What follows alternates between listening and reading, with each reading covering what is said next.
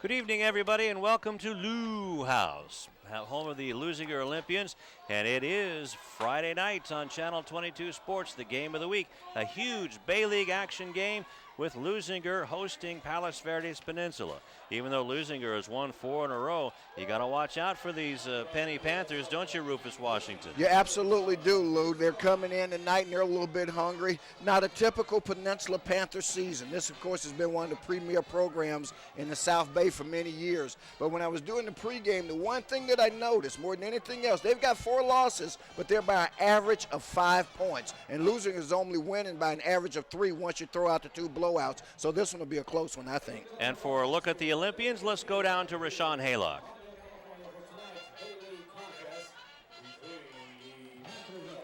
Thanks, guys. This Leuzinger team comes into here extremely banged up, but no injury greater than that of the starting quarterback, Glenn Tolliver. He's out with a clavicle injury. His clavicle on his throwing shoulder is a little bit higher than the one on the left side. Not only that, he has a sprained MCL. So enter the sophomore, Tayshawn Burton. Tayshawn has seen action in 3 games so far this year. His best game statistically coming on opening night, which was right here on Channel 22 Sports. He went 3 for 5 in a game against Lawndale. This Leuzinger team is going to have to ride him tonight and rally around the young sophomore as he makes his first career start here tonight against Peninsula. One thing that we should see tonight with Tayshawn under center is that he will be actually under center. He should be taking a lot more snaps under center as opposed to being in the shotgun that we're accustomed to seeing with this Leuzinger team. Back to you guys. Sean Kemp is going to go all the way down to the 20, the 10, touchdown, Leuzinger. So Leuzinger gets on the board on the opening kickoff return for a touchdown by Kemp. Boy, that one, and he took that at about the 10, Lou. That's a 90-yard touchdown return. I tell you, that takes a lot of pressure, as Rashard was just talking about the young sophomore, Burton, who's going to have to step in for Tolliver, who is the league leader in passing. And here we see the replay again. As you see Burton, man, this doesn't even look fair. Once he got past the secondary, it was no contest. What a burst of speed put on by the youngster. Justin Kemp, 6 foot, 190-pound sophomore. Check that, a senior, getting his due here. Now coming on to make the extra point. Zardist Jurast snap back, a good one, and the kick is good. It is up and through. And less than 20 seconds into the first quarter, it is 7-0 in favor of the Olympians. And if you're Olympians, that's exactly what you want to do. You want to jump on this team. You know they're hungry. You want to try to take the fire out of them as quickly as you can. And, boy, nothing does it like that. Absolutely. So Kemp, who already has 300 yards and 2 touchdowns receiving, one of the big targets of Glenn Tolliver. And we're going to see how much that is going to hurt the Olympians tonight, as he has been hurt actually since before the season started. Coach Glenn Tolliver Dion Tolliver was telling us before the game. It's just now it could be just a tired arm, or it could be something more serious. Let's hope it's just a tired arm. Well, again, that was Kemp doing his Devin Hester imitation. Absolutely. That was fun to watch. Good blocking up front, too. An unusual formation by the Olympians, trying to get the hair up on the back of the necks of the guys up front on the Panther line at the 50-yard line. Another unusual twist in this formation, this kickoff formation. Jurast kicks have it. An offside. Yep. Lil Ray was offside, Lou. I saw that from the start. Well, we got to keep track of penalties. We're trying to keep track of penalties here.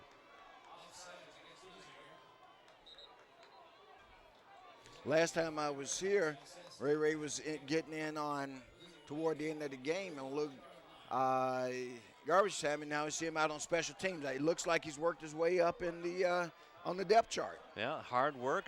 That's all that family knows how to do is hard work. And look where it's gotten Russell. Absolutely. Coach Ben Howland in Media Day with the UCLA Bruins loves Russell Westbrook. And he's grown, too. I'm sure he has. Jurast knuckles this one, and it's going to be picked up at the 21-yard line. And back come the Panthers. Harry And Sherwood they're trying to has it. return the favor. Sherwood's at the 50-yard line and then some. Finally grabbed from behind and brought down by Isaac Foster. It'll be 1st and 10 inside of Olympian territory. So it's a good return by Sherwood. It gives Peninsula exactly what they needed after they gave up the special teams touchdown on their kickoff. They get excellent field position here at the Leuzinger 46. As you see Sherwood cutting it back inside. That may have been his undoing right there in terms of not being able to take it to the house. But nonetheless, when you're starting at your opponent's 47-yard line, that's not bad. The Olympians know that their defense is going to have to do the job, and right off the bat you can see it as a big pounding play by Dijon Washington stops the run there after about a 2-yard gain. Ball was handed off to Paul Stenson. Replay, of course, the Olympians have a number of defensive players that are top shelf, led, of course, by Kavenka. He, of course, the early signee with the Bruins of UCLA. So the ball's on the ground. The ball went down on the ground at the 46-yard line, but it was fallen on by the quarterback, Gideon Duran, 6'4", 205-pound junior. And we heard something about Ona Kavienga's status. It's a verbal commitment, not a written commitment. Okay. So he was seen at the USC-Arizona game along with Otis Jones and Nicholson Taufa by our Beto Duran. And he heard one of the coaches say, "We're going after you because it's only a verbal." Gideon gets smashed, but he completes the pass on the far sideline to Ryan Solomon, runs for the first down marker. But what a hit on Gideon Duran. Can't imagine why he'd want to go to Arizona over UCLA. Me neither. And it is a first down to the 36-yard line. The 10-yard gain.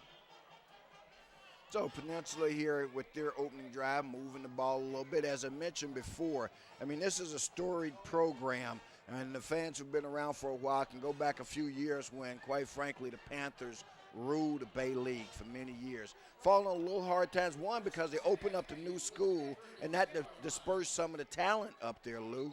A lot of Olympians up front, and I think somebody had a toe offside there. Let's go over the officiating crew. Same one we saw last week.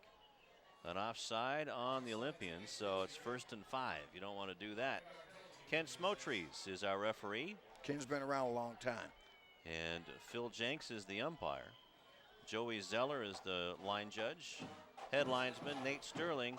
And the back judge, the ever gregarious Tony DeVries. Tony DeVeris. I don't want his wife mad at me for mispronouncing his name. She's already mad at me, I already hear. And another fumble. And let's see. Looks like the Olympians may have put a little grease on the ball. A little WD-40 before the game. That's the second time that Miracosta, I knew I was going to do that. We're still talking about the Miracosta tie with West last weekend. I mean, that was a huge surprise. Just a pitch back, and the running back missed the toss. Number 5 is not on our roster. So. And on the one I have, if this is him, it's Louis Giacomin. Okay. Duran back to pass, gets hit as he throws, and it goes over the head of his intended receiver. And out of bounds, Patrick Lattiman. My first opportunity while we've got a small break in the action there, you see Coach Deon Tolliver, who's really, really done great things with this program, Lou, in his 2 years here. Dijon Washington with the hit that made that ball sail. Samaji Harris on the pass defense. 3rd down and about 7 yards to go. Duran back to pass, throws it over the middle, and it's tipped actually on the flats. Good to play again by Dijon Washington. Leuzinger defense has been tough all season. I say when I look at and was reviewing some of their scores. They've not given up many points at all during the course of this season thus far. Well, they certainly haven't, Rufus. 20 sacks, 26 hurries, 7 interceptions, 4 fumble recoveries, and on special teams, a blocked punt. That's really getting it done on the defensive side of the ball. It's 4th down and 7 yards to go at the 31-yard line. Big defensive play. Duran looks over the middle, has his big tight end, and it's caught and out of bounds inside the 20-yard line. Eric Stevens, the big target, catches the ball for a first down. So Coach Uberu decides to gamble, and it pays off for him on this play, as we see once again his quarterback dropping back to pass. Design play all the way. He knew where he was going, and what do you do when you're going for it on 4th down? You definitely go at your biggest target, and that was what they did, and they converted that 4th down attempt. 22-yard play for the Panthers. Duran hands the ball off and straight up the middle. Look out. Like a runaway freight train. It's Daniel Gonzalez. Or is that number 5? That was number 5, Giacomin. Louis Giacomin. 5'8", 185-pound junior. Okay. So Giacomo with the big 7-yard run puts the ball down around inside the 10-yard line at about the 9. Nice inside-out move there by Ryan Solomon. He's their leading carrier on the season with 825 yards and 8 TDs on 128 carries. And that's his first carry of the night. Nice little ball switch there. Good move. And that should be good enough for a first down, but I believe Ken Smotrese is going to call for a measurement.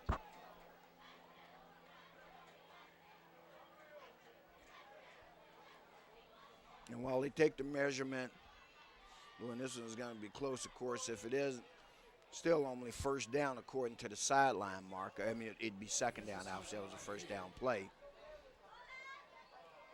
But Leuzinger right now in first place in the Bay League, tied with Redondo. Of course, a win tonight solidifies that position. And by the same token, Peninsula, although they're 2-4 overall, and I was telling you, you really want, I'm not saying this to build them up, find a more dangerous 2-4 team. But the Bay League overall shows a lot of balance here. There are going to be some teams that can make some noise. That's right. So you got Maricosta in there. And a first down for the Panthers. That's at the 6-yard line. And with Maricosta tying West, that does nothing but give the rest of the league confidence. And West came into the season the hunted, and now they're going to be even more so because you got other teams feeling like they've got a legitimate shot. That's right, and you've got West in there. 5-0-1. First and goal. Ball is handed off and burrowing towards the end zone. And not quite in there was Ryan Solomon. Well, this is where Solomon earns his keep on the team, down in this area. Like I say, he's got 8 touchdowns already. He's your go-to guy in the short yardage situations and your goal line situations, and you can expect that the ball's going to be in his hand a couple more times. Dejon Washington with the tackle, and a big, huge tackle by Una Cavienga. There he is. That's the first time we've called his number tonight. As I say, a guy who's got a number of options in front of him, and that's a good thing about it. No matter what he decides to do, he's got some great options to choose from. And that's a loss, a timeout on the field called, I believe, by Peninsula. And it's 7-0 with 7:17 left to go in the first quarter. And we haven't had a chance to welcome you back, Mr. Washington. It's been a while. It's been a while, Was it thank something you. we said? No, not at all. I think as some of the fans know, I went away, been watching junior. If you follow Sunset League football, you know that those Los Al Griffins are 6-1 overall. We won't talk about the one loss because too many people saw that. But they're 2-0 in league play, and Junior's the second leading rusher on the team. Would be the first if he got the ball more, but what Dad hasn't said that. You know? That's right. So, but I can't tell you how happy I am for him and what this season has been. So thanks for asking. It's been a lot of fun for him, and he's enjoying it. And I'm enjoying being with him, but I'm also enjoying having a chance to get back over here tonight. You're right, it's been a little bit too long. That's right. Otis Jones, number 51, the defensive captain, with 2 fumble recoveries. It was a game-time decision, and he's in there. He's got some tender ribs. And coming over left tackle to get some of that yardage back is Ryan Solomon. So it brings up a 4th and goal, Lou, and this is a situation where Coach Rubaru has to make a decision now. Do you take the 3, or are they going to try to punch it in? You'd hate to come away from this with nothing, and they're down inside the 5. So it's about 4th and 2, we'll call it 4th and 2. Right at the 2-yard line. Standing over the ball is Sam Williams. Or kneeling over the ball is Duran. Backs in the eye, gives it off to Sherwood. Sherwood slams it in there, and no call yet. No. Looks like they're going to. I don't think he made it, Lou. No. And no. The defense holds. Otis Jones and company up there with Brandon Downs, Ronald Battle, and Sam Williams hold up. As I was saying, this Leuzinger defense giving up an average on the season of about 10 points a game. Of course, they've pitched a shutout along the way, so they're a tough bunch. So 6:32 left in the first, and it's only 98 yards to the end zone. As the ball is given on the handoff to the leading rusher, Rasaki Hiltz, to give some breathing room, and not a whole lot down there. And you know, the first thing, Lou, when I was doing my pregame work, that I noticed when I looked at the stats and I looked at Leuzinger's rushing yards, and I said, there's got to be a mistake here someplace. And then you look at the passing yards, and you go, I'm sure there's a mistake. Oh, yeah. But Deion Tolliver is really. Look out, the ball's on the ground. As Deshaun Burton fumbled the snap, but let's see who's got it. And let's hope the Olympians keep it. Looks like they do. Yep, the Panthers are not getting overly excited. And the way the officials are conferencing, looks like I don't think there was a flag on the play, or at least we didn't see it. Now they're having a conference right over the ball. Nicholas Taufa listening in, as is the entire offensive line. Eugene Tasinga in there. DeAnthony Smith for the Olympians. So an official's timeout. So one thing that we've seen, besides the Olympians really having a breakout year in this the Deion Tolliver and Glenn Tolliver era, also just down the road a piece, the Lawndale Cardinals are having themselves an excellent season. Outstanding. So they regrouped from our first broadcast, I take it then. Yeah, they have. Outstanding. Well, I saw their result against Bolsa Grande, and I was happy for the program and for the kids and that was on that team, considering what happened last year. And we were there here on Lawndale's Community Cable Channel 22. We covered that game. And that was a disappointing loss, as disappointing one as I've seen, considering the way it turned out. That's right. Well, and then, of course, the game with Leuzinger, that was as expected. Right. And the game with Bolsa Grande, that they had to score to settle with them, and they did. And they built their season around that. So the offside against Peninsula, and the ball is handed off. Rasaki Hiltz gets the first down across the 15, or getting close to the 15-yard line. Should be good enough for a first down. Rasaki Hiltz, as you mentioned before, the leading rusher on this Olympian team. And he's got, I'll get that for you in just a second here. And all of them we got, boom, boom, boom. Rasaki Hiltz, 287 yards coming in, 6.83 average per carry. And he has been getting it done. It's been a pleasant surprise. And we have an offside or a false start. The illegal procedure, false start.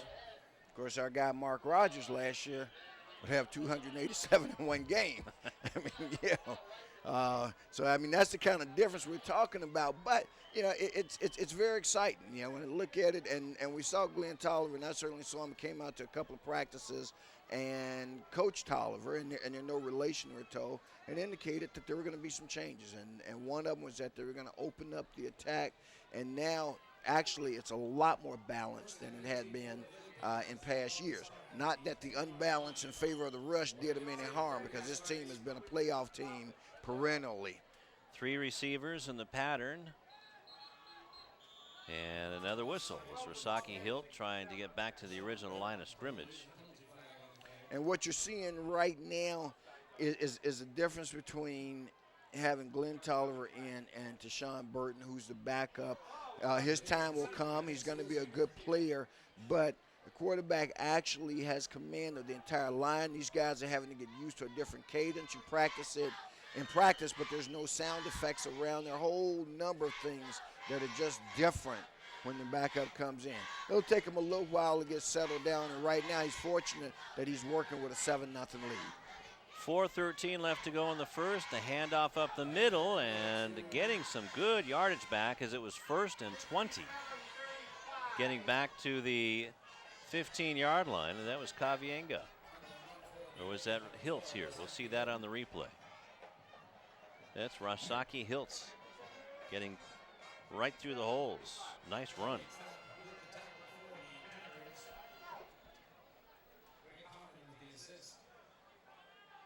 So 3:45 left to go in the first quarter. 7-0 Olympians, and ball handed off again. Nice hole.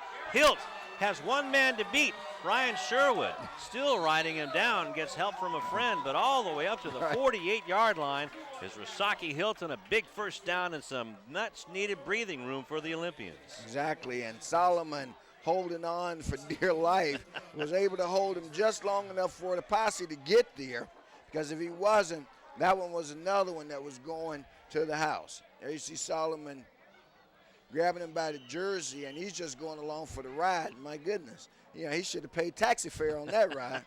Yeah, get that Metrolink ticket. And maybe somebody was lined up offside. Don't know what's going on there.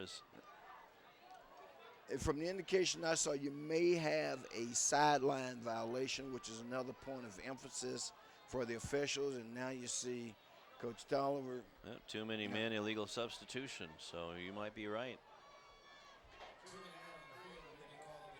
And there are a couple of ways that happens. Fans will say, well, hey, the guy was coming off. There's a certain period of time when you have to break the huddle, person has to get off. You can't show 12 and take one out, all right?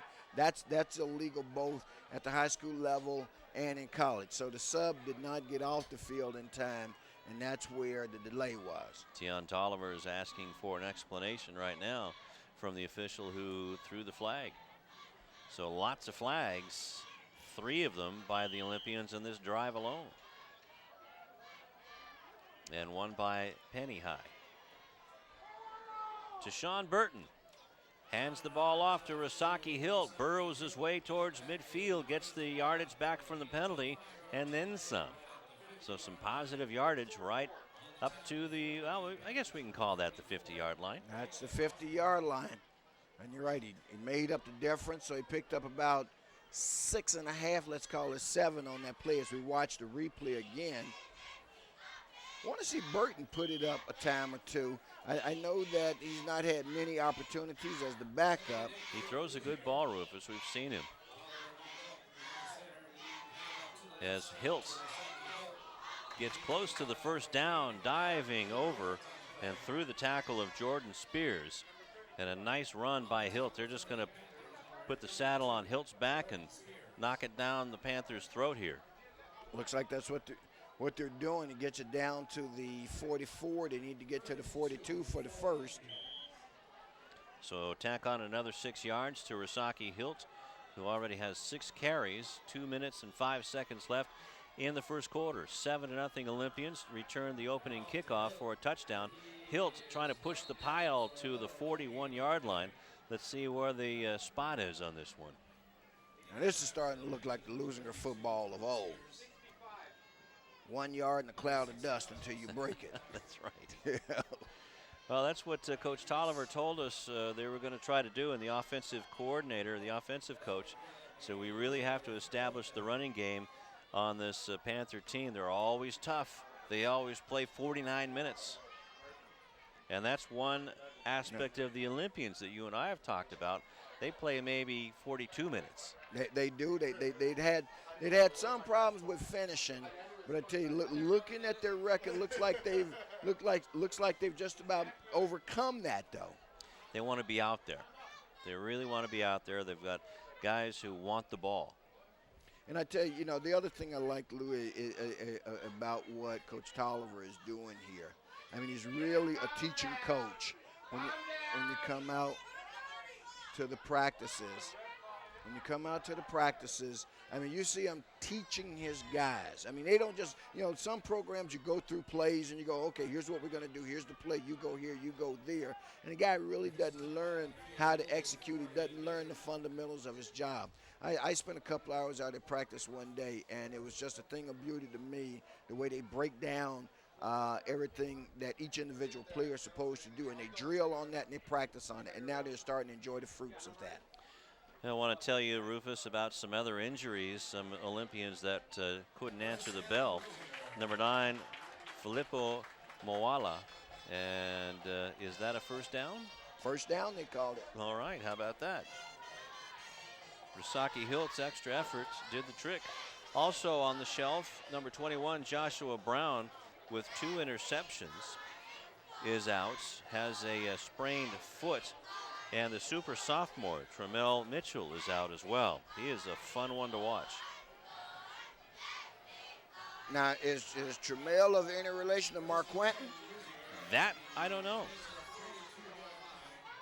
But it's first down and 10 from the Panther 42-yard line with 1:15 left in the first quarter. And the ball is handed off to Isaac Foster, who pounds his way to the 40, but did he drop the ball? Well, if he did, the Olympians retained it. The official side judge indicates that it's second down. So they're going to give him positive forward progress to about the 38-yard line. Foster with the carry, just giving Rasaki Hilt a bit of a break. So when he comes off, it's not because of the ball handling thing, but you got to give Hilt, as you do with any back, a break here and there. 6 foot, 220-pound break. 37 seconds left in the first quarter, 7-0 Olympians. Hilt actually a nice hit on that pass attempt. Joey Trapp really nailed to Sean Burton. And we saw Kavanga that time going out in the for the pass reception. So he's doing a little bit of everything on the program now. Not only an outstanding defender, but now lining up as a receiver. So Rasaki Hiltz is the lone back, third down and about 7 yards to go. Split wide to the far side, Deshaun Washington, 4 receivers in all in the pattern. Check that 5. Let's make it 5 in a bare bones backfield. Man in motion, the ball is handed off on the sweep, trying to get around the corner, and nothing doing. The Panthers smell that out, but we do have a flag on the field across the field. They strung it out. You're right. They smelled it out, and once they smelled it out, they strung it out. And in stringing it out, now we got a holding call that's going to go against the Olympians. Samaje Harris getting a couple of yards out of that one. So I think I'm going to guess that Peninsula will accept the penalty and make them do it over, because this is close to 4-down territory for the Olympians as well. So they're still trying to decide. Head coach Tony Arubru. Well, if they decline it, it's going to be 4th and about 5. And so they do elect to take the penalty and make it 3rd and long again. So this is going to go back to the 48-yard line. It needs to get down to about the 31. So it's going to be 3rd and about 16 for the Olympians. Well, Rasaki Hilt is back there, but we have 3 wide receivers split to the near side, and that's Harris, Deshaun Mills, and Justin Kemp. the man with the 90-yard touchdown run. Now the two Tollivers are standing next to each other down on the sideline for the Olympians. You would think that that means that this is going to be a passing play, but that remains to be seen. Screenplay, gotta let it go, son. That's right. Says Burton couldn't pull the trigger. Right. Rasaki Hilt was open, and he is fresh meat for the Panthers. And don't think the Panthers don't know that they've got the backup quarterback in there. Again, not the guy who takes the snaps all the time, and they're bringing the pressure probably a little bit more than they customarily do, and they had that one done. And of course, he pulled it down, couldn't find an open receiver, and takes a loss on the play. And now they'll definitely have to punt it away. They sure will. Coming out to do those honors, Zardis Jurast. Looks like we're having the end of the quarter changeover. That's right. First quarter has come to an end, and we will take a timeout. 7-0 Olympians over Peninsula. Actually, no, let's just keep it right here. Looks like they are just going to get right back to it. Right. We'll go down to Rashawn on the change of possession. Actually, what's happening now here? Actually, why don't we go down to Rashawn while we have a timeout on the field? Thanks, guys. There's so many injuries on this Leuzinger High School football team. We talked about Glenn Tolliver earlier with his sprained MCL and his clavicle and his right throwing arm. Also, Filippo Moala, starting defensive end for this team, he's out with the knee. He's expected to be back next week. Joshua Brown, one of the tailbacks on this team, he's out with a sprained foot. He actually has a cast on that foot, but he says he expects it to be taken off next week, and he wants to play next week. Deshaun Martinez, another member of the defense, he's out with torn cartilage in his knee. He's on crutches. He's expected to have surgery and is likely out for the season. The injuries are rampant through this Leuzinger High School football team. We'll send it back up to you. Good coverage by Una Kavienga. It was almost like a fair catch. Kavienga was down there lickety-split to get the punt returner, Ryan Solomon, dead in his tracks at the 21-yard line. And not only that, Kavienga fought off the block as well in terms of bringing down the return man. So it'll be 1st and 10 for Duran, Gideon Duran, and the Panthers. Back to pass, wide receiver screen. It's up for grabs. Deshaun Mills picks it off at the 15-yard line. That's the first turnover of the game in this chess match. Well, it was you're right. It was a swing pass out in the flat, tipped. Once the ball was up in the air, man, it was a jump ball, and Deshaun Mills showed that he has hops as he goes up and brings it down, and that makes a very happy coach, Dion Tolliver, who watched the replay again. On the tip, that was number 7. That was Samaji Harris. So Harris should, in fact, will get a statistical assist on that. They're playing tough on defense. Burton hands the ball off to Hilt. Hilt goes over left guard and pushes the pile down to the 10-yard line. Boy, he fits into this Leuzinger class of running, Hall of Fame class of runners just fine, thank you. There have been a lot of them that have come through. Look at him hitting 3 gold helmets and pushing them forward for a 5-yard gain. So down to the 10-yard line. Hilt again. Hilt following his blockers towards the end zone. Gets down to the 1. So it'll be 1st and goal for the Olympians from the 1-yard line this time. They're knocking on the door. Razaki Hilt doing the work. Quite frankly, you can expect to see him carry it over on the next drive. I think even Peninsula knows what's coming. Let's see if they can defend it. So it is 1st and goal. And a timeout on the field. Players are looking around as Deshaun Burton, Ona Kavienga, Rasaki Hiltz, all hanging out. 10 carries so far for Hiltz, 11:04 left to go in the first half. The only score of the ball game, a 90-yard touchdown kick return on the opening kickoff by Justin Kemp. There you go. Not quite sure what there is to think about this time. It seems like this is pretty simple to me. Sometimes you can overthink it. And Rasaki Hilt, the second man through, and the Panthers try to throw him back. Touchdown, Leuzinger. Well, that's what I say. I think it was pretty straightforward. You're going to get a ball at Hill. I tell you, Peninsula knew that, and they did gang tackle. Did a lot of stripping rather than tackling. Maybe if they had tackled him, may have got him before he got to the end zone. But if you watch here, now you got guys, wow. Hey, that thing did come loose, look. It did. That's on the ground. It is. That Piggy got away. So Rasaki Hiltz actually scores a touchdown on a fumble recovery rather than on a carry.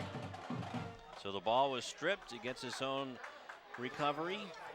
Deshaun Mills looking for somebody to block over there on the far side. Gerast looks to tack on the extra point. The kick is high, true, and through. 10:46 left to go in the first half. The Olympians lead the Panthers 14-0 on Channel 22 Sports. And Gerast and his partner, Tashawn Burton, the holder, are getting along just fine, thank you. And also the long snapper is Auna Kavienga. He probably folds the towels at halftime, too. There you go. And I'm going to record that. And, of course, fans will wonder, well, gosh, why you're doing it. But that's actually what it was. As you saw in the replay, excellent camera coverage by the fine crew here at Lawndale Community Cable Channel 22. No one does it better. Wow. So we didn't cashing even in. see that. Ball That's loose, on the ground, and Hilt with the fumble recovery for the touchdown. Cashing in those turnovers is key, Rufus, as you know that. Absolutely. Well, and that was one where Peninsula with the interception. The interception, of course, by Deshaun Mills. So Deshaun deserves a big kudos on that. And Samaje Harris with the tip that set up Deshaun. This one is Harry Sherwood. Harry Sherwood gets undercut at the 20-yard line. So it'll be 1st and 10 for the Olympians at their own 20. 10:41 left to go in the first half. Now Sherwood trying to follow the wedge, but the Leuzinger special teams play just outstanding tonight. And so, as you said, it will be 1st and 10 from the 20-yard line is where they're going to place it at for the Panthers. One receiver split out to the near side, Patrick Latterman, and a man in motion. And the ball is given to Solomon, and Solomon gets nowhere. Matter of fact, he goes backwards by this fired-up Olympian defense led by Nicholson Taufa. Taufa there on the play first. Glad to get a mention in for him. Like I say, it is a team effort. He stayed in his lane, and then, of course, Kavanga came to help him out. And wearing the Dick Buckus 51, of course, is Otis Jones. And he had a terrific time at the USC game last week. Got to meet one of his heroes, Cedric Ellis, for USC. Beto Duran had to take him by the hand. He was so scared. Gideon Duran with a nice pass along the far sideline to pick up some positive yardage to Ryan Solomon. And that's going to be close to the 30-yard line. They're close to the 30. They need to get out to the 37 that's for the the 26. first down. Must have stepped out of bounds there. Kavienga didn't get the hit, but he was in the neighborhood. So a 7-yard gain. And it's 3rd down and 5. And a nice hit by the defense, and Taufa doing the damage. And right on top of him was our old buddy Otis Jones. And Duran looks like he got run over by a bus. He did. Taufa came with the side blitz on him and virtually untouched. In fact, he was untouched. As you can see, man, he's got a straight line in on him. Quarterback felt the pressure, though. You got to give the Peninsula quarterback there, Gideon Duran, a lot of credit for hanging in there and making the pass attempt. So a loss of about 3 on the play as the bunt is kicked. Deshaun Mills looking for it, catches it at about the 31-yard line, trying to get around Louis, and Louis drops him right there at about the 32-yard line. So it'll be 1st and 10, decent field position, better field position than that 98-yard drive that they had to put together. Right.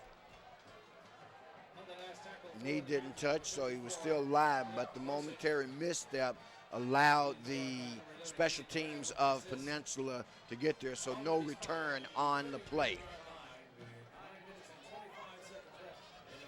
So 1st and 10 from the 32-yard line. Deshaun Burton in for Glenn Tolliver, who has a myriad of injuries. Ball is handed off to Hiltz, and Hiltz is on the tilt to about the 39-yard line. So it looks like if you're Coach Tolliver, you believe in the pass until you don't have a passer, then you start believing in the run. Yeah. Why not? This guys can do it. He knows that these guys can do it. So it'll be 2nd down and 5.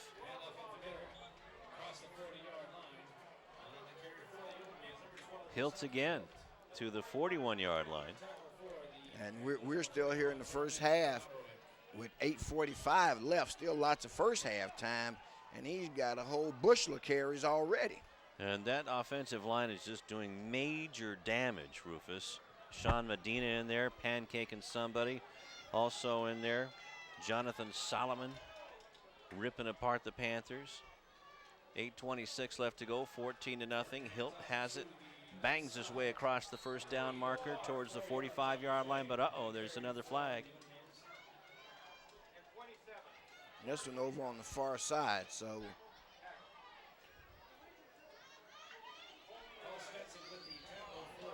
Referee Ken Smotries indicates that it's a holding call against the Olympians.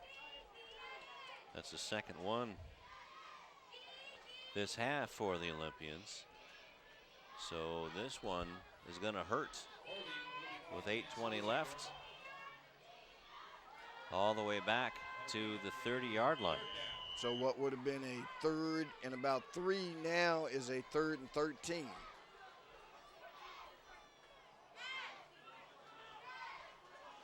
So big play for the offense for the Olympians, and a timeout is going to have to be called by the Olympians, or they would have had another 5 yards tacked on for a delay of game.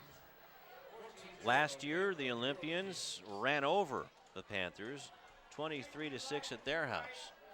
So I'm sure that there is not a good taste right now in the coaching staff, in the mouth of the coaching staff for Peninsula. Well, that taste done got a little bit better here. If you're down 14-0 here in the second quarter, a little over 8 minutes left, they're expecting a little different effort from the team so far, but you're right. They gave up 2 big plays. They gave up the opening 80-yard kickoff return by Kemp right off the bat, first play of the game, and then they turn around and they make the turnover on the interception by the Olympians, and that led to another score. So you've had 2 breakdowns, one a turnover and a special teams breakdown, and that's why you're behind 14-0. 8:05 left to go in the first half, and you also can't win a game without the spirit.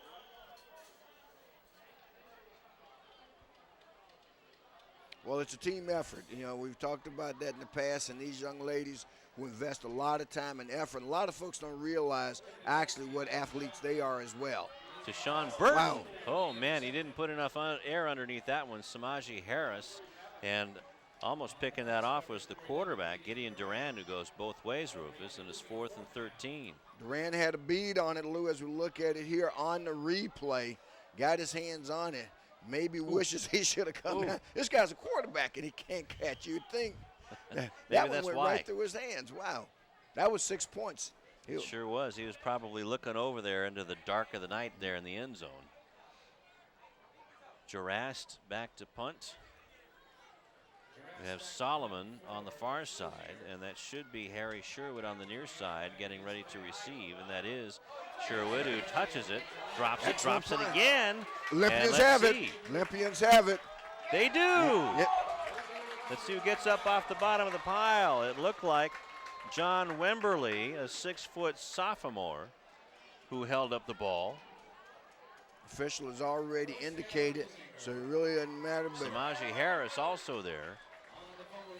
Ray Westbrook is in the neighborhood too. Ray came out with the ball. Now, I don't know if he was the one that covered it, but I tell you what, he's one of the bigger guys down there, and he took it from somebody. So we'll give Ray Credit for the fumble recovery on the punt. Yeah, let's see. Actually, it was Ray's Samaje not even Harris. there. How do you get the ball? Jeez. If we get to see have that to call him a again, see ball the hog? end of that replay, I'd love to see that because we'll see maybe next dead ball we'll get a chance to see that. But Ray came out with it. Full house backfield. And now the Leuzinger Olympians look like they just want to take the ball and just rip it down the Panthers' throat as Ray Westbrook comes off the field as he was on there this time. Let's see that replay one more time. There's Sherwood trying to get his muff. Can't get it. And then it's definitely Samaje Harris on top of the ball. Let's keep it rolling. Ray's on top of the pile. He just wants to make sure. Yeah. Thanks, guys. For the fans who don't know, Ray is a dear friend of Channel 22 Sports Productions and has been for several years. And he takes it in good stride like we do. That's right, and getting close to a first down and then some towards the end zone is Rasaki Hiltz, carrying Panthers with him and wreaking havoc in the defensive backfield. Looking like that was a huge run, but we got a flag on the play. That looks like the indication, well, they call hold, and one official looked like he was sitting clip, but at any rate, it goes against the Olympians. A beautiful run by Rasaki Hiltz as he raced. No wonder the blocking was so good. One thing about it, he hits the hole very quickly. He found the hole, and, man, he gets through it. And that's what you like for your backs to do. So this goes all the way back to the 20-yard line. So the hold took place at about the 10 after the first down had been made. Right around the first down marker. Now it is second down and 11. Hilt trying to go around the end and does. Hilt still on his feet. Looks like he got the first down. Let's see if there's any flags down there. Don't see any, Rufus. No, excellent run by Hiltz on that play. And you're right, looks like he made all of it up. Ball is spotted inside the 10-yard line. What's that, about the 7? About the 7 is going to make it a first and goal as you see him get to the edge and then turn it up before he's finally brought down. Panther defense cowboying up. Just a little bit of a gain as Hiltz trying to go right up the middle with 6:08 left to go in the first half. 14-0 Leuzinger. Leuzinger score here could just about put this one away, even though we've still got a half left. Well, let me say it this way, because we want you to stay right where you are. It'll make that mountain pretty tall, and that's why the Peninsula defense is stiffening up there. That's number 35 in on the tackle. That's Dimitri Papadakis. And I'm sure that Dimitri is from the Papadakis family, who has created one of the louder mouths in sports radio. Well, you got that right. And not a bad restaurant owned by the family either in Pedro. Petros, of course, of USC fame. More famous after he left USC than he ever was there. That's right, that's true. Yeah. Third down and 5, and we got a penalty. This one's going to come back 5. As Jashawn Burton, a little bit of happy feet. And this is an important set of downs for the Peninsula Panthers. I mean, we simply can't emphasize how important it is. You're down 14-0.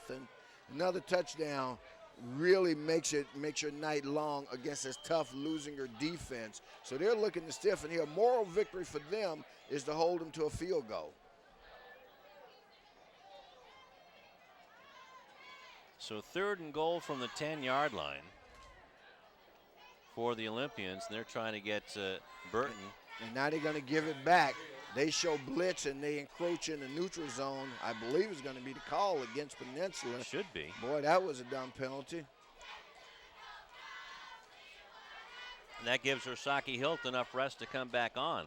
As Isaac Foster was there. Nope, they're going against Leuzinger. So the Panthers paid off.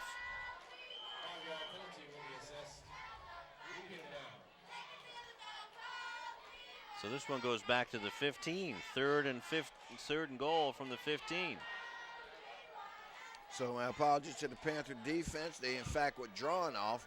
Looked like they had encroached. The officials saw it the other way, so they pick up an extra 5. Makes their job just a tad bit easier.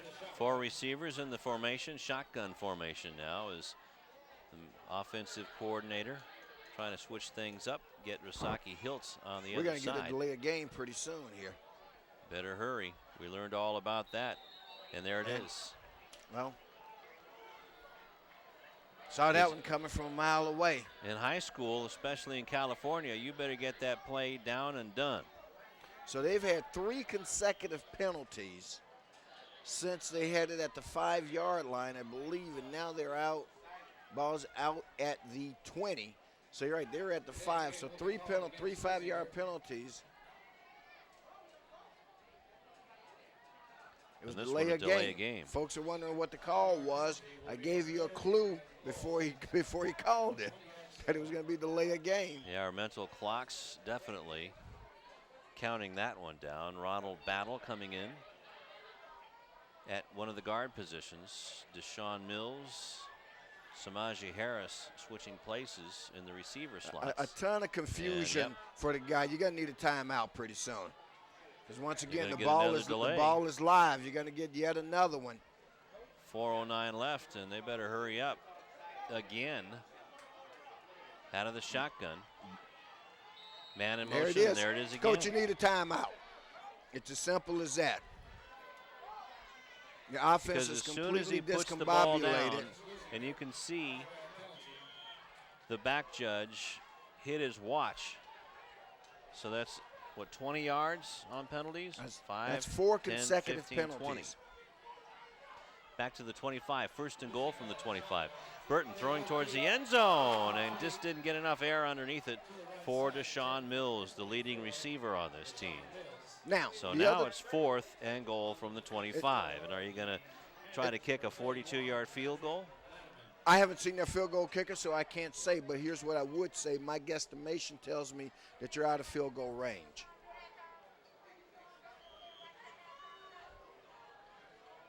So 20 yards on that one. 20 yards and penalties the other way. So they're going to try it with 4:03 left to go. Why not get 3 points on there? Let's see how far Gerast can do it. 2 out of 3 on the year from field goals. This one would definitely be a career best at 42 yards. Snap back ball down. Kick is high. It's going to be short. Not going to make it. So the Olympians will turn it over on downs, and they took the shotgun to their foot this time and shot it off. And if you're the Panthers, and let's face it, we've got some Panther fans on Hawthorne Lawndale's Community Cable Channel 22. You like what you just saw, man. Your backs were against the wall. They had 1st and goal from the 5, 4 consecutive penalties, take them out of field goal range. First of all, it gave your defense the breathing room they needed. We got 3:56 left in the first half, and now the Panthers get the ball 1st and 10 at the 20-yard line. So the Olympians, Lou, missed a chance to salt this one away, I believe, or at least have made it a lot more difficult for Peninsula. And a lot of times what we see in a situation like this remains to be seen, because you got to play the game. But a team will come back and get a score on you, because this was the momentum they were looking for. That's right. Otis Jones on the tackle on that play, Rufus, after no gain.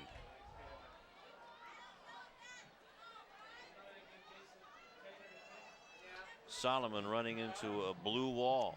Don't think Solomon followed the blocking pattern, though, because they ran cross blocks on him, and he went the opposite direction, and the hole was on the other side.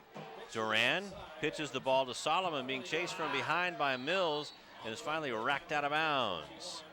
Good play by Deshaun Mills to string that one out and wait for Kavienga, and Taufa to come and finish the job. But not before a 5-yard gain, 4-yard. Nope, that's a 3-yard gain. Check that. A long way for 3 yards. Right. But a good-looking run that time by Solomon to make something out of nothing. Also, Rasaki Hiltz in on the play. Duran, the quarterback, was one of the lead blockers. 3:13 left to go in the first half. 14-0 Olympian. Duran almost picked off on the flat. A good play by Samaji Harris, laying in the weeds before the last second. Samaji almost had that one, and not only that, the way the ball came off of him, he almost had another assist because this one also bounced up in the air, and I thought Kavenga. There you see it bounce off of his shoulder pad. Right in front of Kevin Hawk. Just did a little skinny post. 3:09 left to go in the first half. Olympians lead 14-0. Let's see if the defense can hold here. Mills back to receive it. Hiltz trying to get in the face of the kicker. Mills calls for a fair catch at the 50-yard line. Spotted at the 40 officially. Good decision right by Mills to call that, as the special teams led by David Rosas was down on the play with excellent coverage for Peninsula. At the 40-yard line, excuse me, with 3 minutes left to go in the first half. 3 and out. That's the second time the Olympians have done that to the Panthers tonight. Besides pick the ball off. Absolutely. Panthers had their opportunity there. Couldn't convert on it, though. In the past, that's could be just so take the wind out of the Olympian sails. But Rasaki Hilt with second and third and fourth effort gets about an 8-yard gain. Gets 8, maybe even 9 on it, Lou. And the point was he should have been wrapped up at the line of scrimmage. Poor tackling that time by Peninsula, because you had 2 or 3 guys. As we watch the replay here, here's where he stopped. You've got 3 guys in the vicinity the that don't 38-yard bring him line. down. They were in the backfield. Burton hands it off to Taufa. Nice move to get inside of Panther territory and to the Peninsula 40-yard line. 1st and 10 for the Olympians. And this Peninsula defense, boy, has been in big situations all night long. When I say big situation, their back has been against the wall, and once again, they're just trying to get out of the half now, and there's a lot of time left. There's 2:10 left in the half, and they're trying to hold off the Olympians one more time. And Renard Westbrook leading the blocking as the fullback for Nicholson Taufa. Maybe gets a yard. Joey Trapp, the big 6'5", 280-pound, goes both ways. O lineman and D lineman in on that tackle. You can see on the far sideline, maybe we can get a shot of that. They bring everybody. Everybody in gold shirts, white shirts, gold hats, white shirts, and gold pants. But a lot of these players are going both ways. This Panthers a little thin this year. Rasaki Hiltz runs right into Joey's trap. And now the ball is picked up by Peninsula. And downfield goes Paul Stenson towards the end zone. And let's see, we don't have a call yet. We don't have a call. And there was, quite frankly, there was confusion on the officiating crew as they looked at it. That's now, called a touchdown. This is one, of course, the officials won't have the benefit of replay. But, boy, I'll tell you, everybody in town wants to see this replay. Paul Because Stenson, though, returning at Rufus, 61 yards. Let's see what happened. There's Hiltz with Hiltz. the carry. He's down. He's down. That has to be down. But they're going to say, well, yeah, and if he's not down, whoever has the ball is down. That was a blown call. Coming on to tack on the extra points is Louis Giarome.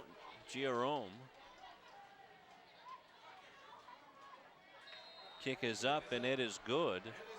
With 1:09 left to go in the first half, it's 14-7 Guys, on a fluke fumble return. And we can go through that one more time. I mean, that could turn out to be the play of the game. And what a shame if that's a missed call, because everything you see shows that either he's down or the man who recovered it is down, because if you're already on the ground in high school, you can't get up and run. You know. That's right. Let's look at this replay one more time, Rufus. As we see it unfold, that's Burton gives off to Hilt. Hilt's going around the left side. Big number 67. So this is a guy that takes the ball here. Now let's see if four. I didn't see who scored. Just tell me. That was Stenson, Paul Stenson. And let's go down to Rashawn real quick. Okay. Thanks, guys. One thing consistent with this Leuzinger football team this season has been penalties and turnovers. Last week, 4 turnovers in the red zone. This past turnover, the fumble just now, just made it a one-possession game. Defense is going to have to step up and make even more plays now to keep this one close going to halftime. Back up to you. Thank you, Rashawn. 1:05 left to go in the first half. That was a wacky play, Rufus. That was a wacky one, and boy, I don't see. I'm looking for Coach Tolliver. He's normally pretty animated. Right now, I can't find him on there he is on the sideline. He's kind of taking it in stride, so I'm going to follow his cue. So officially a 57-yard fumble return by Paul Stenson after Trapp stripped the ball from Rasaki Hiltz, who appeared to be down. Deshaun Burton hands the ball off to Taufa. Taufa picks his way to the 40 and then some, battering his way to the 43.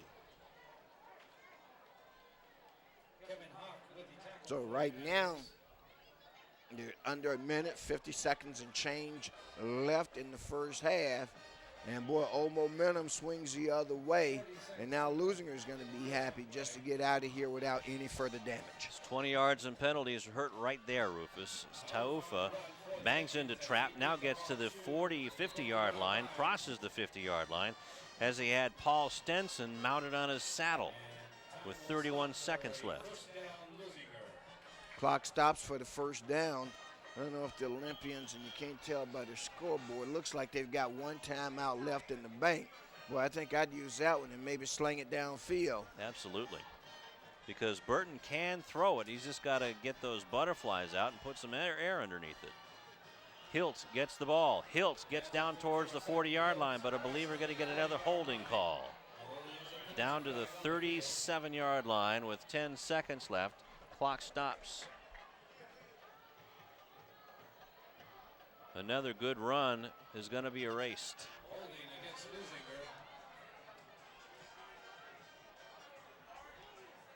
That's their 4th hold in this half. And here you see on the replay, wow, good power running by Taufa as he's giving Hilt a rest on this particular drive. Rasaki Hilt had been holding. So now you decide you either take a knee or throw it up. And the way these last couple of plays have gone, Lou, you might be better served take a knee and get out of here and get to the locker room. With 5 seconds left, they may not even get the snap off. As Burton just letting the time run out in the second quarter, and that is going to do it as we go into the locker room after 2 quarters.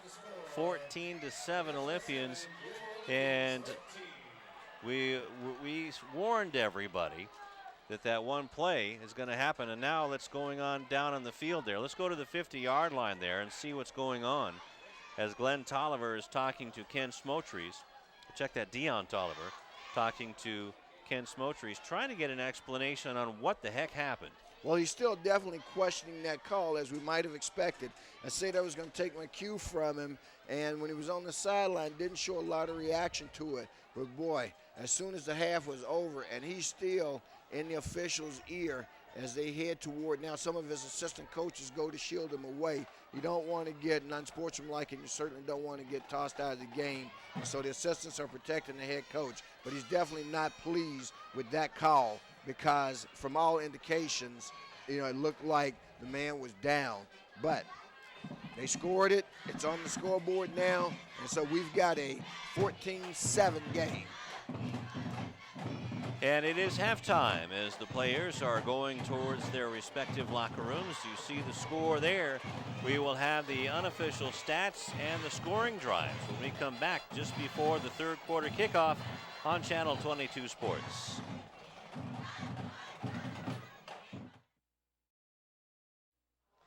(14-7) is the score before the third quarter kickoff, and a big Bay League matchup between Leuzinger and Palos Verdes Peninsula. Good evening, everybody, from Olympian Field on the campus of Leuzinger High School, along with Rufus Washington making a return appearance, Rashawn Haylock and Tom Strickfadden and the terrific Channel 22 Sports crew. I'm Lou Stowers. And Rufus, this could have been a bigger lead, a 21-0 game for Leuzinger, but a weird play at the end of the second quarter makes you scratch your head and wonder. It certainly does. You talk about a 14-point swing. You go from 21-0 that the Olympians had the potential for to only leading by 14-7. And that's one thing about it. You don't want to give Goliath a chance to get up. And that's what they did. They gave Peninsula a chance to get up. So now it makes for what's going to be an exciting second half. Of course, we're all still wanting to get some feedback on what happened there on that fumble return. As soon as we can get a cameraman for Rashawn Haylock, he's ready for a report, with a report. The penalties really hurt the Olympians. 13 penalties and 85 yards for the Olympians in penalties. And in one drive, 3rd and goal, there was 20 yards in penalties. So it went from 3rd and goal from the 5 to 3rd and goal from the 25, and a 42-yard field goal did not get in the books. No, it did not, and that took the score away. And again, as we said, as eventually happened, you know, just from experience, I predicted it, that, boy, that was the kind of play that would give the Panthers life, and you better believe it did, because they could have been down 21-0, as we said, but instead they went in the locker room down 14-7. Third quarter kickoff, we will follow that and then go down to Rashawn Haylock for a report, as the kickoff will be made by Zardes Jurast. The opening kickoff in the first half was returned 90 yards by Justin Kemp, and this one is going to be bobbled back into the end zone and brought back up to beyond the 10-yard line by Ryan Solomon. It'll be 1st and 10 there for the Panthers. Let's go down to Rashawn.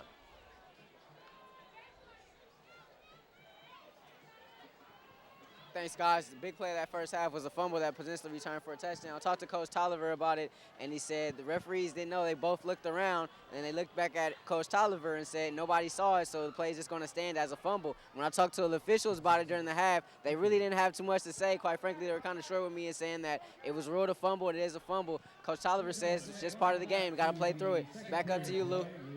Well, thank you very much. So, just like everyone else, they took the eye off the ball, and the only smart one out there was Paul Stenson, who returned the ball 57 yards. And now the Olympian defense comes out fired up. 1st and 10 from the Panthers from their 14. Big Otis Buckus Jones. That's what we're calling, number 51. The old line football fans know that the number 51 made famous by the one and only Dick Buckus of the Chicago Bears. And, boy, Otis Jones is doing that number proud tonight.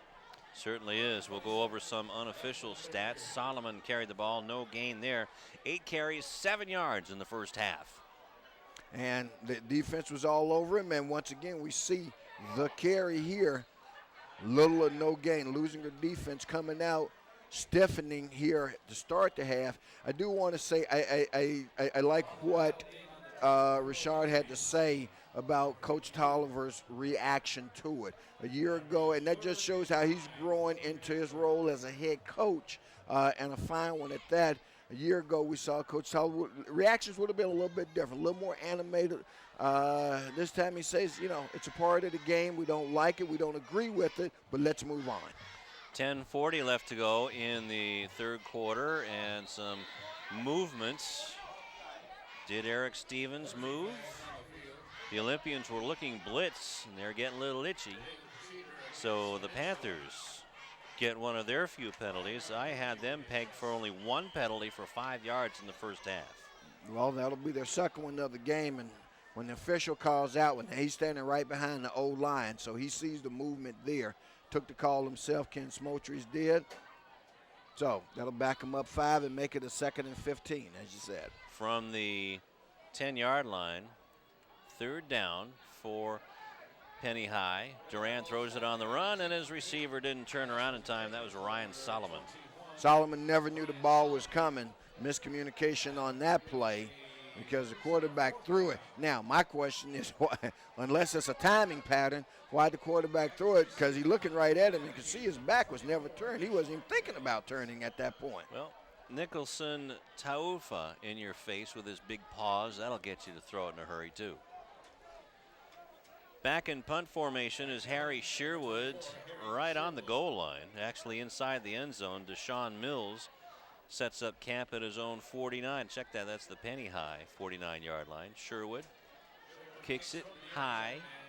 Deshaun Mills is going to have a chance to return it and is caught from behind immediately and brought down at the 46-yard line. Wow, and a late flag comes in on the play. It's usually an illegal block of some sort. Yep. And it was. That's the call. So it will still be Leuzinger ball, but just 10 or 15 yards behind where it should be. So it'll back them into their territory down around the 35-yard line. Okay, they make it a 10-yard penalty, so instead they'll spot it at the 43. 9:59 left to go in the 3rd quarter. 14-7 Leuzinger.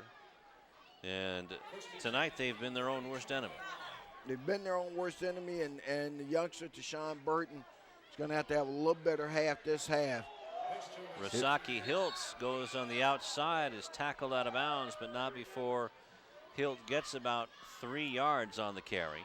But it'll be 2nd down at about 7. And Hilt driven deep out of bounds. A little slow getting up, but now he trots back out on the field, so it's good to see that he's okay. As we watch on the replay, Hilt turn the right corner. Defenders size him up. Second guy drives him out. Everything looks just about clean. Now, that was borderline, but it was close enough that you didn't need to call that one. Now there's a metal plate down there, Rufus. That's the only thing. And Hilt might have banged his elbow on that metal plate right down there. Not a whole lot of room between the out of bounds and the track here at Leuzinger High as Taufa spins his way to the 50-yard line, trying to get to that 48-yard line inside of Peninsula territory. And he's close. Very close. Looks like they're going to say is about a yard short. In fact, a little bit less than a yard. So down to the 49-yard line, we'll call it, after a 6-yard gain. So it'll be 3rd down and 1. Taufa gets to the 45. Let's look for some flags. No flags. No flags, and when you got Kavenga as your lead blocker out the I formation, picking up a yard should be a piece of cake. And he got 4. Papadakis on the tackle. Wow. Wow. Look at the block there by Kavenga. I mean, he just blew his man out right there. In fact, he picked up a second block. Did you ever see that video of the tank run amok in San Diego and running over cars? Yep, I Remember sure that? did. Yeah, That's absolutely. what that looked like. It sure did. Well, like I say, if I'm a D lineman, especially, and this guy was a linebacker, I'd be just a tad bit nervous at the sight of that. And Hilt hits like a linebacker as the running back bangs his way down close to the 40-yard line. And he gave old Gideon Durant a shot just before he went down. This is close enough to the 40-yard line. And before he come back to real life. By Hilt. Bam. Yeah. Hilt lowers his shoulder. Look out. Hilt again trying to get back to the line of scrimmage. Good penetration by the Panthers that time. You can credit Eric Stevens with wrecking that play. And I was going to say, Lou, we mentioned, I'm sure some sharp-eyed fans are out there, and they're saying, hey, that wasn't a movie. That was real life when the tank got loose. I mean, the guy stole a tank from Camp Pendleton or somewhere down there. and was roaming the streets. And, Yeah. and now that I thought about it, I remember I'm like, no, that wasn't a movie. That was real. That was real. Yeah, that was Rufus's used tank lot, I think they got that out of. From the Department of Health and Human Services, right? Yep. Wow. Slung right into the arms of a linebacker, a waiting linebacker, and that's Duran. And a touchdown saving tackle by Samaje Harris. And now we kind of see why Leuzinger has eschewed the passing game tonight in favor of the running game. Tashawn Burton sidearmed that one right into Duran's arms, and that's the opposing quarterback. Well, he almost got one in the first half, as we know. And guys, if my headphone isn't working, please let me know. We almost got one in the first half, and there he did get one. The one he missed would have been a touchdown. This one he gets a good return, but it's finally brought down from behind by Samaje Harris. Inside of Leuzinger territory at the 20-yard line, throws it to a wide open man inside the 10-yard line down to the 5, and that was to Eric Stevens, his big tight end.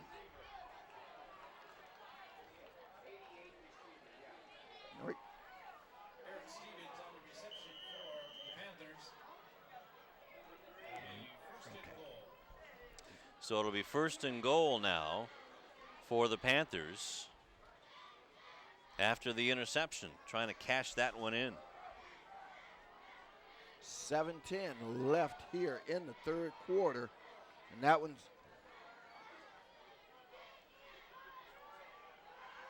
and that one goes to Solomon, and Solomon gets close to the end zone as they're umpiling bodies, and that's going to be right at the goal line. Wow. Can't get any closer than that. He sure can't, boy. So 5-yard gain, we'll call it 4-yard gain for Solomon.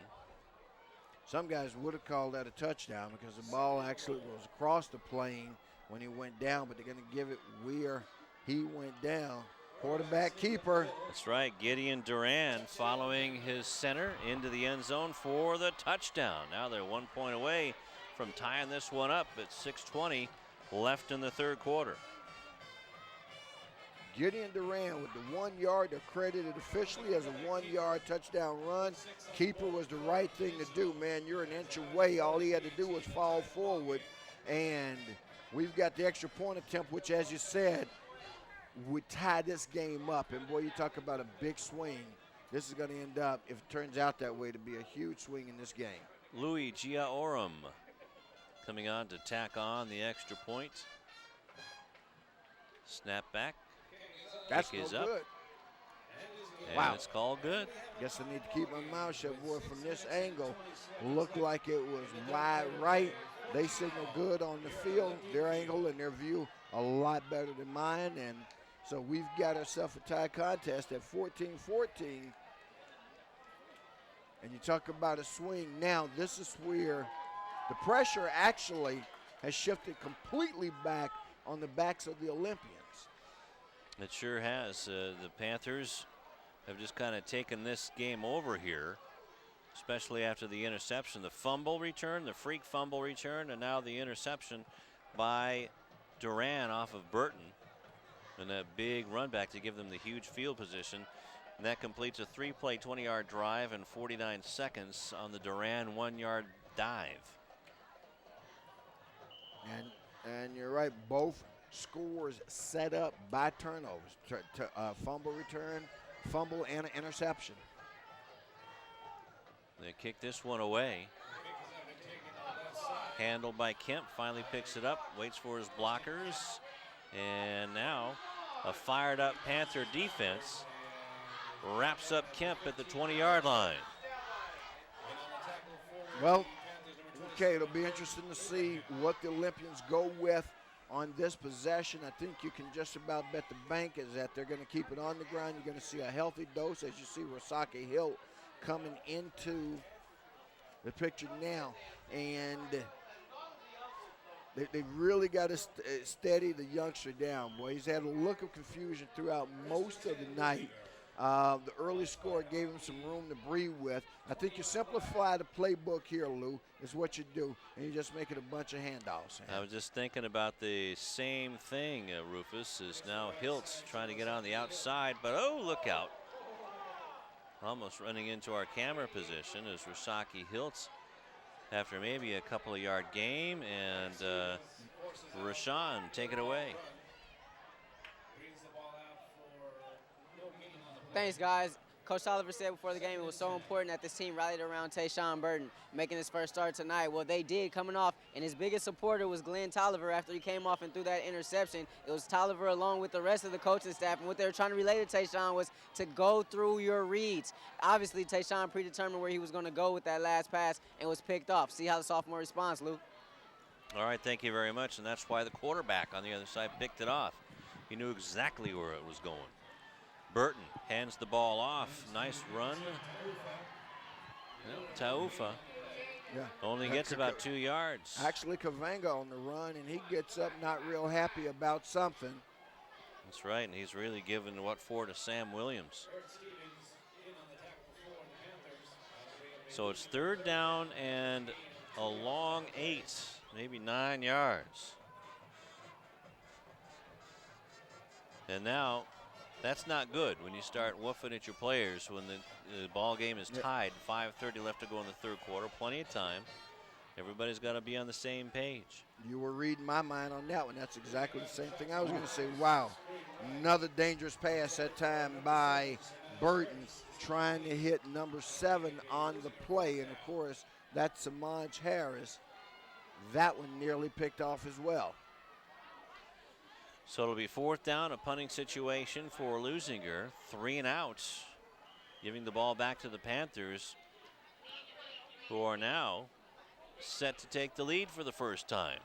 Well, they're going to be in position. I got a lot of confidence, a lot of faith in this Leuzinger defense, boy. Again, both of those scores that they had set up off of turnovers. Defense has held the fort as best they could under the circumstances. Now you got a hot snap. Jurast can't get that fumble. And he did kick it away. It's going to be terrific. Wow. Oh, he got a great bounce out to the 41-yard line. And it's down by Samaji Harris. And you hear the fans, which, and properly so, giving a clap to the kicker for a heads-up play there to get that one off, Lou, because he was under a lot of play. As you say, Zardes Jurast Jr., high snap over his head, chases it down. Defender bearing down on him. So at the 42-yard line of Leuzinger, Duran gets smoked. About a 5-yard loss led by Taufa. Taufa and Otis Buckus Jones. 2nd sack. Richard Jones. Blam. Otis Jones. Give him the old butt kiss.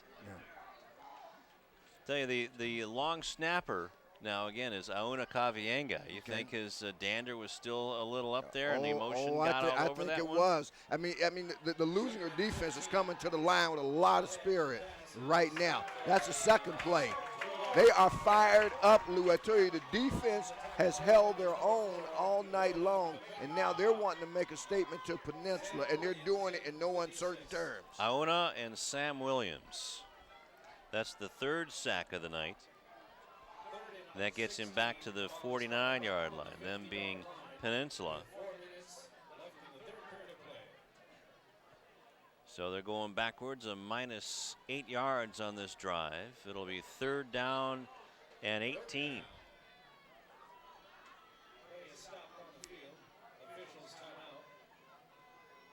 Getting the sideline marker. Sideline marker shows 2nd down. The official indicating that it should be 3rd. And Definitely we've seen 3rd that down. happen before. Oh, yeah. Yeah.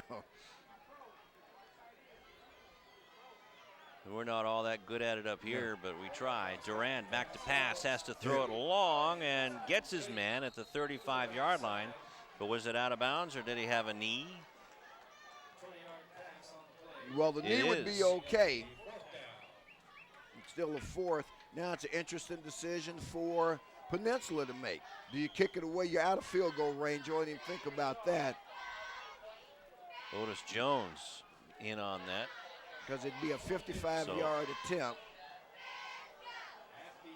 A good catch on that play, Rufus, by Patrick Latimer for 20 yards. Gets up to the 37-yard line. Well, here's a test of the Leuzinger defense right now on 4th and 4. Knocked down, so the defense holds.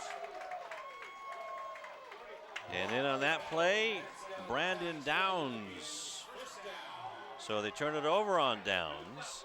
And let's see if Leuzinger can capitalize on that huge defensive stand. That included 3 sacks. So Peninsula decides to gamble on that one. They lose on that one. Remember earlier in the game they had a 4th. They went for it, they gained it, or they picked up the 4th down, converted into a 1st. This time they don't, and the difference now is that there's a lot more momentum and energy in the game, and that gave Leuzinger a little bit of confidence, and it took a little bit away from the Panthers. Still, the Olympians taking a lot of time to get things set. Under center is Tashawn Burton. Quick snap and the quick throw to the near sideline and quickly sniffed out, and maybe a loss on the play to Deshaun Mills. That's one thing that the Panthers, well, Glenn Tolliver hasn't been a quarterback, so that kind of neutralizes Deshaun Mills as the leading receiver, one of the leading receivers and point gainers for Leuzinger. It does, you know, and I got to tell you, this is making me real nervous, these swing passes in the flat. Coach Tolliver knows his team a lot better than I do. I got to tell you, if I'm going to throw it, I'm going to throw it up the field. Now we got another bad snap, got to fall down on it, and that's what he does. And that goes all the way back to the 19-yard line. And fans, just to give you a perspective, in order to pick up a 1st down, they're going to have to get out to the 46-yard line. So it's going to be down and 27. So a big hill to climb, 3rd and 27. It's a long way to go just to get back to the original line of scrimmage.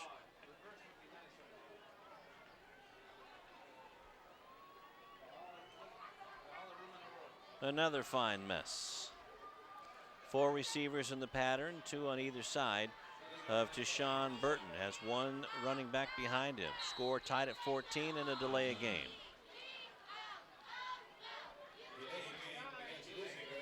Okay, there are a couple of things they can do, fans, in order to eliminate these delays. You got to shuttle the plays in from the sideline on your substitutions. As you can see, the kid looking to the side, he's not reading the play coming in from the side for whatever reason. It's presenting a great deal of difficulty. So what you do instead, you're running in your substitution, and your sub brings in the play to him, and you run it. 3rd down and 32 yards to go. They're back around the 15-yard line, Rufus, and as you said, they have to get to their own 46. As Taufa has it, gets back up to the 20-yard line, and finally the Panthers catch up to him and drag him down. So a gain of about 5 yards, and it'll be 4th down and 27. Well, one of the few guys that played here that I have confidence to pick up a 3rd and 32, he's now playing up at Portland State. Because you don't see that happen very often. Zardis Jurast in punt formation. Will kick it to Ryan Solomon and Harry Sherwood. Nice snap this time. Beautiful kick by Jurast. Sherwood, fair catch at his own 38-yard line. And let's see if the Olympians can hold serve. So that's 2 good plays by Jurast already tonight. I got to tell you, he's climbing up the list. I know I've missed a couple of them, but fans, we don't end the contest without that player of the game, man. Jurast, you're moving up the ladder, son. I tell you what, he is getting better every week, Rufus, and this is something that the Olympians have been missing ever since my tenure began here at Channel 22. I think they've been missing it since Papa Hallis's tenure. You know. First and 10 from the 38-yard line. Stevens in motion to the far side. Duran hands it off to Solomon. Solomon gets around Jones. Now gets by Hilt for a first down inside of Olympian territory. And that's the thing that you fear the most is that a runner like Solomon, guy's got 825 yards on the season and whatever he's made tonight, and you start to know that sooner or later he's going to bust loose. You know, he's not the kind of back you can contain a whole game. And right now, that forces Coach Dion Tolliver to call a timeout on Hawthorne Lawndale's Community Cable Channel 22. 1:02 left to go in the third quarter, and it all started out back in the second quarter, the big momentum swing, Rufus. And that big 3rd down and 5, and 4 consecutive penalties pinned them back at 3rd and goal from the 25. 3rd and goal from the 25, field goal attempt came up short, as we know, and then later in the half, on the possession, there was a 57-yard fumble return that we didn't happen to agree with, but it stood, right. And that made it 14-7. What was going to be a 21-0 halftime lead became 14-7 at the half, and boy, they opened the third quarter right where they left off at. A turnover put them in position. That was an INT by Duran. That's right, put him in terrific position as Duran now hands the ball off to Giacomo. And he gets the ball down to the 44-yard line, so a gain of, check that, well, we have a flag on the play. Let's see what's going to happen here. Is that a personal foul or holding? Well, they called a personal foul, and that's 15 yards. So a break for the Olympians. Boy, do they need one. Yeah. 15-yard penalty will be assessed and spotted at the 39-yard line. So all the way back to their own 39.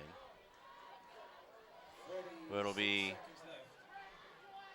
3rd down and a bunch. And this is getting close to that territory, even though we've got another quarter to go.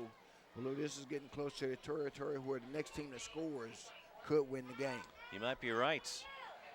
3rd and 25 for Duran and the Panthers. Going to pass it. Looks downfield, has his big tight end open, almost picked off by Rasaki Hilt, who had good coverage on the big kid. Excellent coverage by Hilt. In fact, he had the inside drop on him, and the quarterback Duran overthrew his target. Something I like to see right now, the offensive line for Leuzinger are talking to each other right now. Jonathan Solomon working on his snaps with quarterback Tashawn Burton. That's good to see in between breaks. Or during their break now. As it's 4th down, they're going for it. Duran puts it up for grabs downfield. There's Deshaun Mills. Almost had it picked off as he was going for Patrick Lattiman. Mills in good position. Couldn't quite go up, climb the ladder high enough to get that one, because he had an open field coming down the right sideline if he had been able to hold on to it. All right, so this is 4th down now. I thought that was a little bit strange.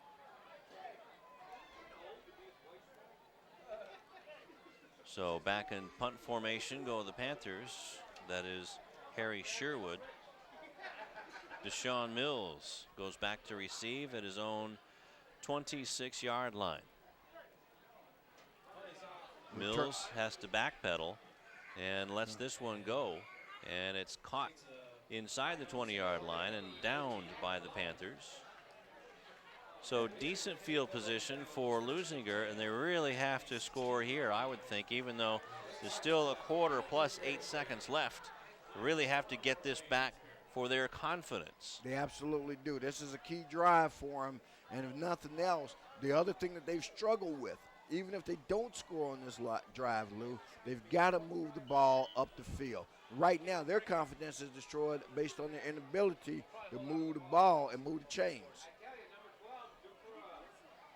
From their own 18-yard line, they'll be able to get this one play off, and that's it. Deshaun Burton goes under center. Jonathan Solomon. Ball is handed off. A good run this time. The offensive line really busting a move there. And Hilton nearly broke it, boy. He had a moment of daylight there before the defense recovered and collapsed on it. Otherwise, he'd have been gone. As we watch the replay here, big number 55, that's the seal block there. And you see him go right through that hole, and the guy who was on the ground got a hand on him, and that one hand slowed him up half a step that allowed the pursuit to get there. Patty Lealua with that big block. As we go to the fourth quarter, let's take a timeout on Channel 22 Sports.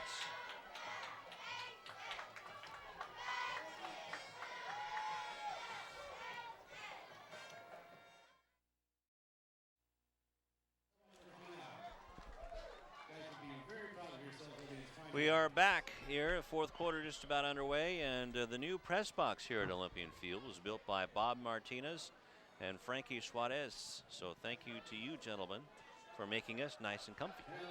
Rasaki Hiltz to the 35-yard line, and that should be good enough for a first down. And it is good running, and that's what they're going to have to do. They're going to have to control the clock, control the ball.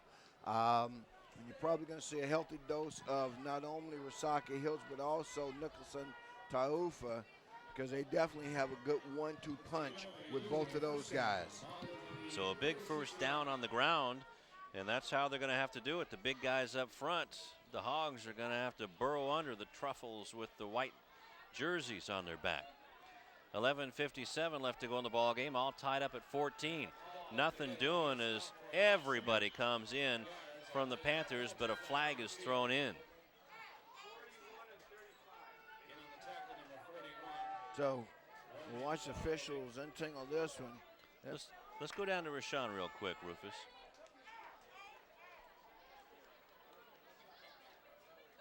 Thanks, Lou. This Leuzinger team is no stranger to close games. Earlier this week, the Daily Breeze dubbed this team as the Cardiac Pack because of their close wins. 3 of their 5 wins have come by 3 points or less. Their 10-7 victory over Norco in week 2. Against Shore, they scored 2 touchdowns in the final 2 minutes. And, of course, last week, they were able to hold off Palos Verdes 9-7. They're going to have to grind it out again here tonight, tied in the fourth quarter, Lou. All right, thank you very much. Rufus, you were about to say? Well, it was a personal foul. It was a face mask call against Peninsula and gave the Olympians a first down. And the other thing I was going to say was about Tafua, balls down, balls down. But Peninsula's Panthers on defense, they're starting to get fired up. They're getting a second win. Well, they certainly are. But right now, I mean, they realize, just I think as everybody else in the stands does, that, as we said, next score may win the ball game for either team. And the coaches may have reiterated that to their players. Now, second down. Sorry about that, Rufus. No problem. 3 yards to go. Backs out of the eye. With Reynard up front. Hiltz spins and runs into the Panther defense, who really leaked in. So it'll be a big third down play and a loss of 3. Oh, and this goes back, okay. Well, the chain is where it should be. Okay, so another key down for the Olympians. The one thing about it with their punter, they've got good field position. You don't want to give up any more ground here. Obviously, you want to pick up the first, but worst case scenario, you want to hold your position here. Deshaun Burton barking out the signals. 2 receivers to his right and a delay of game. Wow. I must admit, even that one came a little fast. Hey, these guys mean business. Once that ball goes down, the guy starts his clock. Oh, and I just lost my pen. Eddie with the big assist. Yeah, but your microphone that thing, yours costs more. Pass is caught by Kemp. Kemp gets the first down into Peninsula territory. A huge catch and run from Burton to Kemp. And that was a big play that they were looking for. That one will move the chains. Still lots of football time left, fans. 9:55 left here in the fourth. But the Olympians are on the move. Down to the 40-yard line, a 20-yard gain. And that was all Justin Kemp on that wide receiver screen. And that may open up the running game a bit. About a 4-yard gain down to the 36-yard line. Well, it does. They almost caught the blitz by Peninsula. Only the second carry for Auna Kavienga, and he gets down to the 36.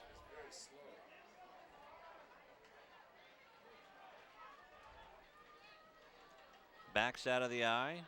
Still some confusion, but taking the ball is Taufa, and he gets down close to the first down marker. So it'll be 3rd down and a short 1. And now they're shuttling players in and out. I don't know if they're shuttling the plays actually to Burton, but they're switching up guys with regularity now. Of course, Hilt's back in the backfield. Now he's under center, hands the ball off to Hilt, makes a nice move to get in the defensive backfield and a first down beyond the 25-yard line for the Olympians with 8:32 left in the ball game, tied at 14. So the Cardiac kids are up to their old tricks again, Lou. Oh man, get my core egg. Down to the 24-yard line. Nice run by Rosaki, getting back on the positive side. The 7-yard gain. Rosaki Hill banging through, has his way into the 5-yard line, and just had one man to beat. It's 1st and goal for the Olympians. Rosaki Hill doing the work for the Olympians on this drive. 2 big carries, and now you're right, he's got him at 1st and goal from the 5-yard line, and the Lou House crowd comes alive again.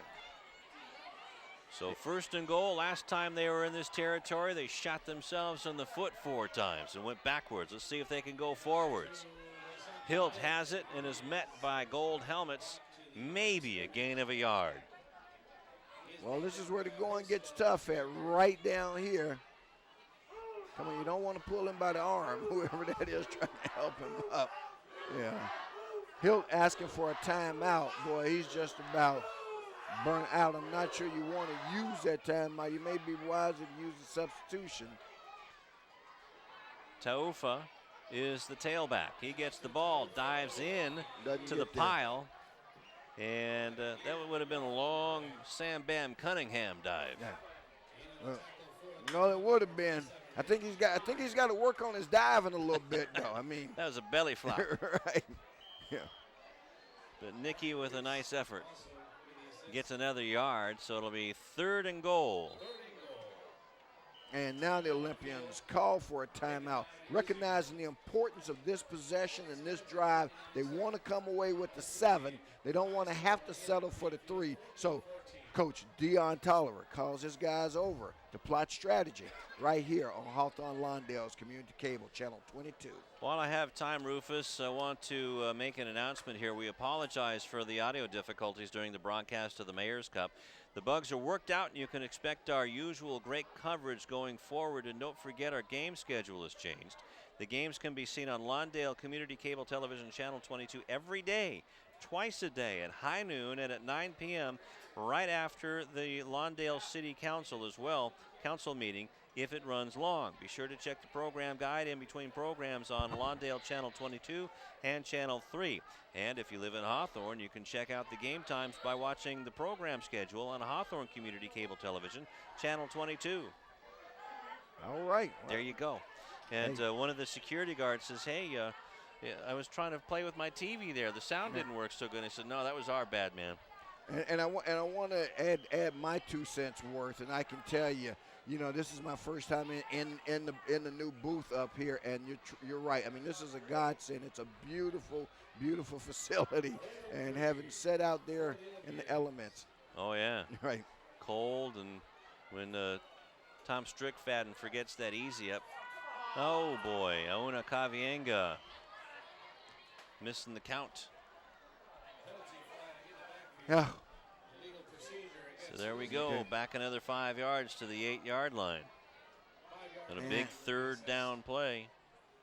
Third down play, and among things we want to have happen here, you certainly want to preserve the field goal range, all right? You've made it tough on yourself for a touchdown, although Hill certainly is capable of breaking off a 8-yarder once again. Let's see if the Olympians can get it to go forward again. Reynard Westbrook in there at one of the fullback positions or the halfback positions. And now we have a delay of game. No, or is that a timeout? They called a timeout. Well, the coaching staff's getting a little smarter then. Yeah, but they're burning it. And again, let's be realistic. This is the young man. This is Sean Burton. This is not your starter. Again, a sophomore, and this is some of the problems that come with that. I've said though, and I'll say again, it's what I believe, but hey, what do I know? That's why I'm sitting up here and not on the sideline. You keep it simple, though. You we really enjoy you more up here, that's do. why. You know. But yeah, it is huge. It is huge. Well, let's do another announcement here real quick. If you'd like to find out more about high school's game of the week, or for that matter, anything about Lawndale Community Cable Television, you can call 310-973-3259. You didn't have a pencil, did you? 310-973-3259. Or you can visit us on the web at www.lawndalecity.org. And if you'd like to email us, you can contact us at channel22@lawndalecity.org.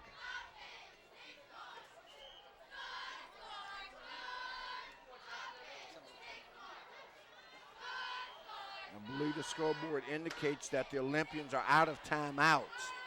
If I'm not mistaken, that 0 up there. So they're going to have to make it the rest of the way.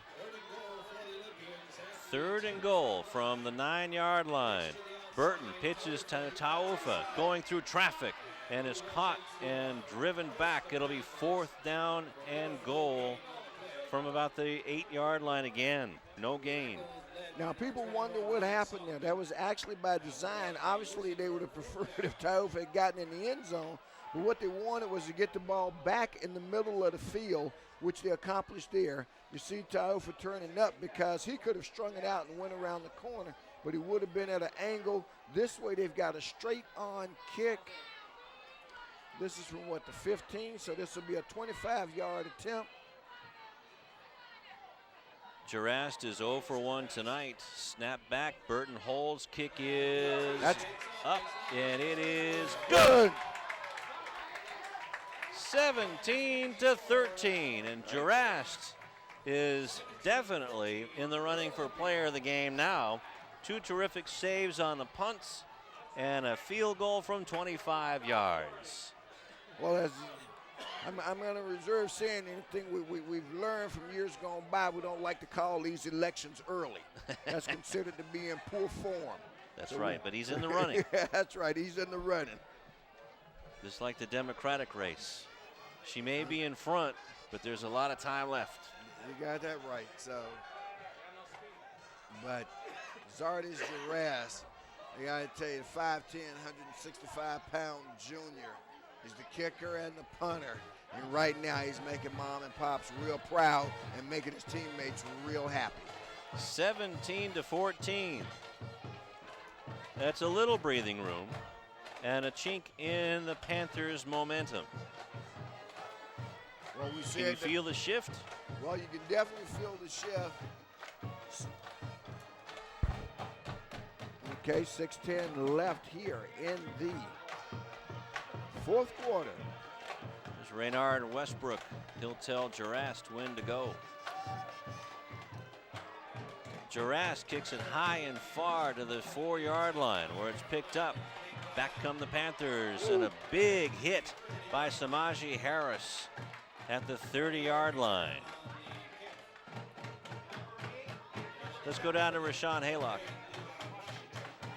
Thanks, guys. guys, with the conclusion of that last drive, one of the guys from the Breeze told me that this Leuzinger team has 16 penalties for 105 yards tonight. That was 105 yards or more yards than Peninsula has total offense. The Panthers have just over 70 yards of total offense tonight. How about that, Lou and Rufus? Well, I had that figured out for the penalties. I was pretty close. Absolutely. And, of course, again, 20 of those came on one drive. And right now, what's done is done. The trick is not to do it anymore right now. That's right. That's in the past. Now, the Olympians need to step up on defense and to string this run out as Louis Giarome gets some positive yardage, but he was being chased all the way by that Leuzinger defense. He definitely was. Giacomin, a new look for the Panthers. He's carried the ball a couple of times tonight. Haven't seen as much of Ryan Solomon, quite frankly, as we would have thought. Solomon there trailing the play as a blocker. Now he only has one run over 10 yards out of 12 rushes. Duran, double tight end set with Stevens on the right side. Duran throws. It is caught. A terrific catch by Eric Stevens. And Stevens with some big speed. Wow. Here comes Harris to the touchdown saving tackle inside the 5. No. Samaj got winded there. Where did that speed come from Eric Stevens, 6 foot, 195 pound junior? Suicide play by the defense. Boy, they went for it, missed it, and that opened up the big tight end. And you talk about a game-changing play. That was Stevens. You'll see it here on the replay once again. Good hit by the defender. Wow. A 60-yard play, Rufus, 61. That makes it first and goal from the 3. Actually, it's a 62-yard run that's given to Giacome. And in on the tackle that time for the Olympians. Boy, that was Taufa. Taufa with a big play there. Man, it is second and goal. If you see the sideline marker, it's less than a yard.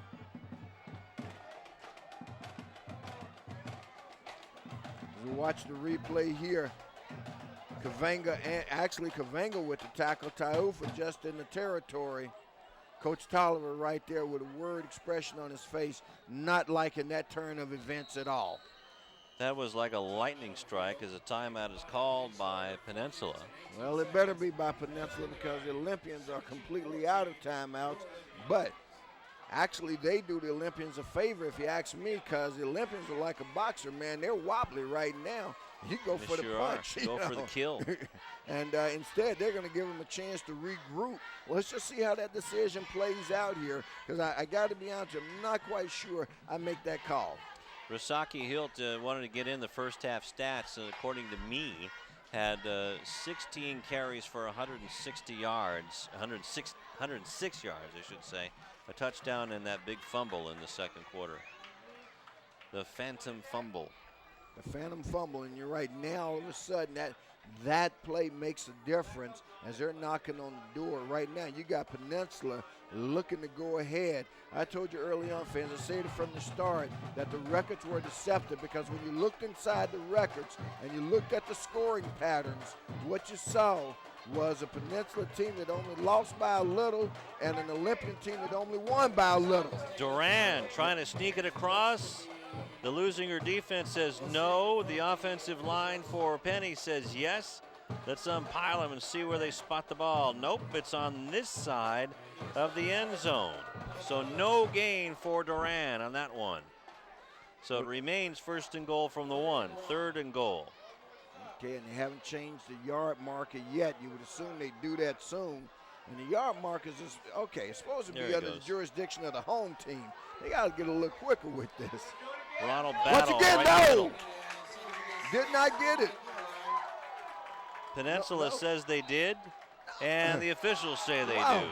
That is not, boy, I got to tell you, that looked, fans, I hate to have done it to you. Let's see the I gotta replay tell you, here. I called it no. It looks no to me.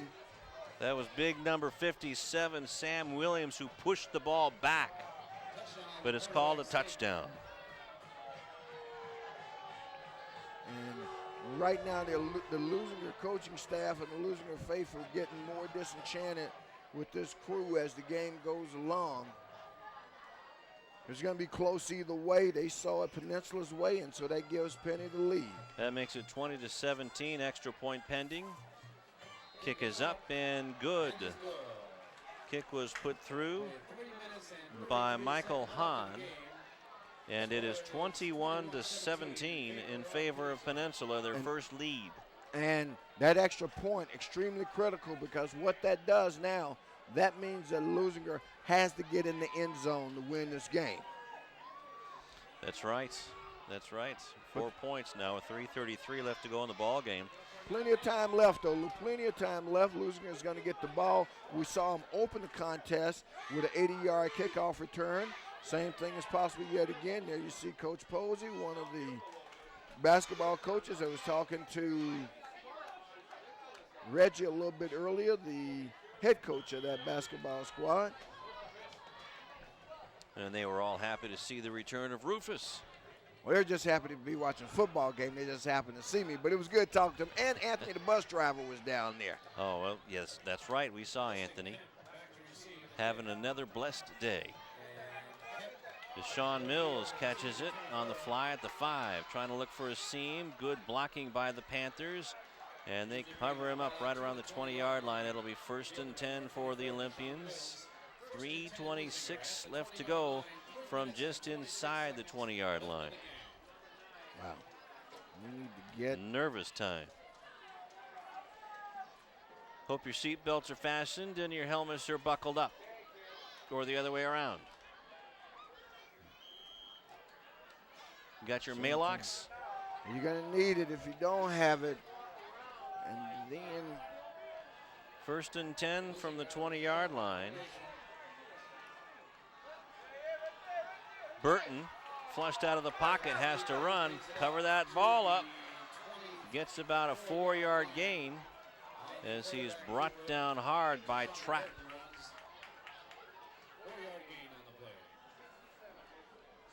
So 4 yards, 2nd down and 6 for the Olympians. As you see on the replay here, Burton making the decision to pull it down, showing his running skills. Actually, you're right, boy. He needs to tuck that away. That one he could have lost that one. He was carrying that one pretty loosely. Burton throws the ball. It's complete to Deshaun Mills. Mills outrunning 1 man, 2 man to the 40, the 50, inside Peninsula territory, and a good job to get out of bounds at the 46. Wow, and no flags?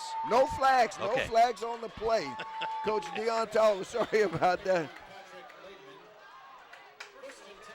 Coach 30 Toller, yards. Coach Toller, Lou, playing like a riverboat gambler, knowing that his young guy has had some problems throwing the ball tonight, but continuing to let him throw it, and boy, it pays off. Out of the shotgun, Burton looking to pass again. Lost a pass, look out, it's picked off. Okay. Picked off by number 31, Patrick Lattiman. And wow, just as we said, we talked about the riverboat gambler getting away with it, and sure Finally, enough, yeah. I mean, what can you say? Finally, Burton put some air underneath it when he needed to zip it. Yep. As that went right in the hands of Lattiman, and Harris didn't even turn around to look at it. Oh, tough break for the Olympians. 2:29 left to go in this one. Ball at the Panthers' 33-yard line. And the Olympians may get one more shot. I think you can expect 4 rushes here. And if they do, actually that'll be playing into the Olympian favors, because unless they pick up a 1st down, the ball will be set and the clock will start running again. Ball is handed off to Solomon. Solomon gets to the 36-yard line, a 3-yard gain. So there's nothing that the Olympians can do about the clock, first of all. And again, all these kind of things come into play during the course of the game. They burned a couple of timeouts early. And right now, As that clock runs, we see it on your screen there. 2 minutes left in the contest. Olympians trailing by 4 at 21-17. Second down and 8. Blitz shown by the Olympians. And the Panthers move the ball another 3 yards, where it will be 3rd down and 3. About a 2-yard gain. Check that, Rufus. The one thing they've got to do, a first down effectively ends the game. That's the bottom line. So here they've got to hold and hope that they get it back. They know what Peninsula's going to do. You can bet the bank that Peninsula's not going to put the ball in the air. An incompletion stops the clock. So they'd be crazy otherwise. The clock is running with 1:19 left. Looks like they're going to be content to take the delay of game penalty this time. Well, this team knows how to milk the clock as Duran. There it is, delay of game. They really tried to get it down there to the last second, and they almost guessed right. Well, sometimes it's a, in this case, it was a good play to take. Because it ate time off the clock. What the heck? You got the lead.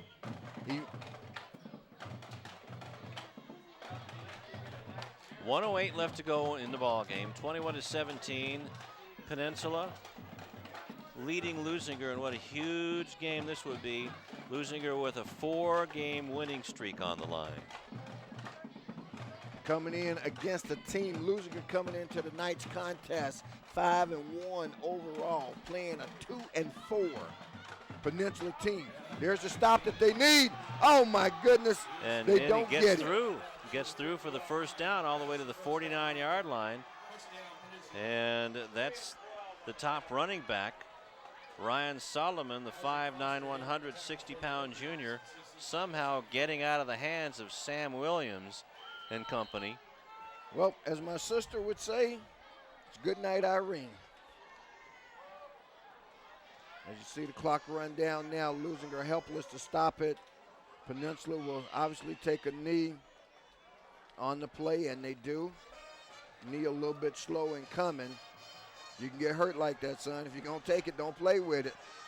All right. That's right. You got some angry Olympians over there that would love to take a bite out of you. Well, the Olympians, again, they outclassed this Peninsula High School team who just played duck and cover the whole game and took advantage of it with a quick strike. A 60-yard pass play was the big play of the ball game from Gideon Duran to Eric Stevens to set up the go-ahead touchdown here in the fourth quarter as time runs out on the Olympians. And this one, you can endorse it and put it in the bank for Peninsula, 21-17. A lot of frustration right now on the part of the Olympians. It was a tough loss for them, boy, but this is a part of the game, and this is why they play the games. You looked at it on paper, it didn't look like it was a fair matchup.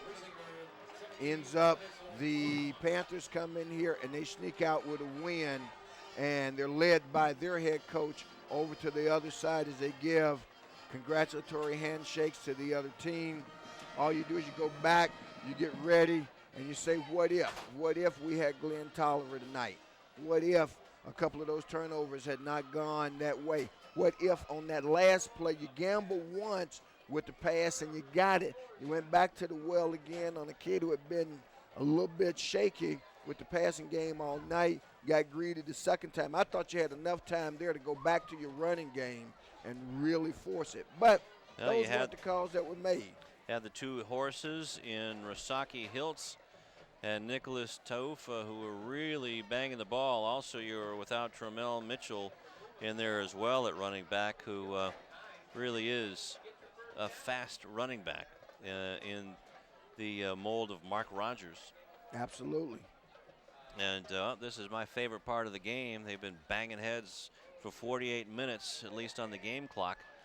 But everyone says congratulations, good, well, hard-fought game. But the Olympians, even without all the coulda, woulda, shouldas, they should have taken care of things at home here. And penalties and turnovers again are really the villain in this one for the Olympians and their own worst enemy loss here, 21-17. Well, it was, and like I say, between the penalties, between the turnovers, Boy, you know, they bite you almost every time in every sport. Doesn't matter whether you're playing football, soccer, hockey, basketball, shooting marbles. You make turnovers, man, you're going to lose. And I asked Glenn Tolliver about that last week, about the turnovers and mainly the penalties. Even though they were on the 4-game winning streak, he said, yeah, the penalties do hurt. So they were outclassing teams, but he said it's all about execution. If we execute properly, then there's going to be no penalties. Well, maybe you were right about the missing Glenn Tolliver as picking up those signals, picking up what the coaching staff wants to do on the field. But you know what? There was a lot of time wasted out there tonight, especially on the one drive where they really needed the touchdown when they had it 3rd and goal from the 5-yard line. 3rd and goal from the 5, absolutely too much. And what you'll see happen is that the coaching staff will make adjustments if, in fact, Burton has to play again next week, and he may well have to. Okay, Tolliver has either a clavicle or a shoulder issue, and also an MCL issue, a ligament issue as well on one of his legs. So it's going to be a while for him to heal up.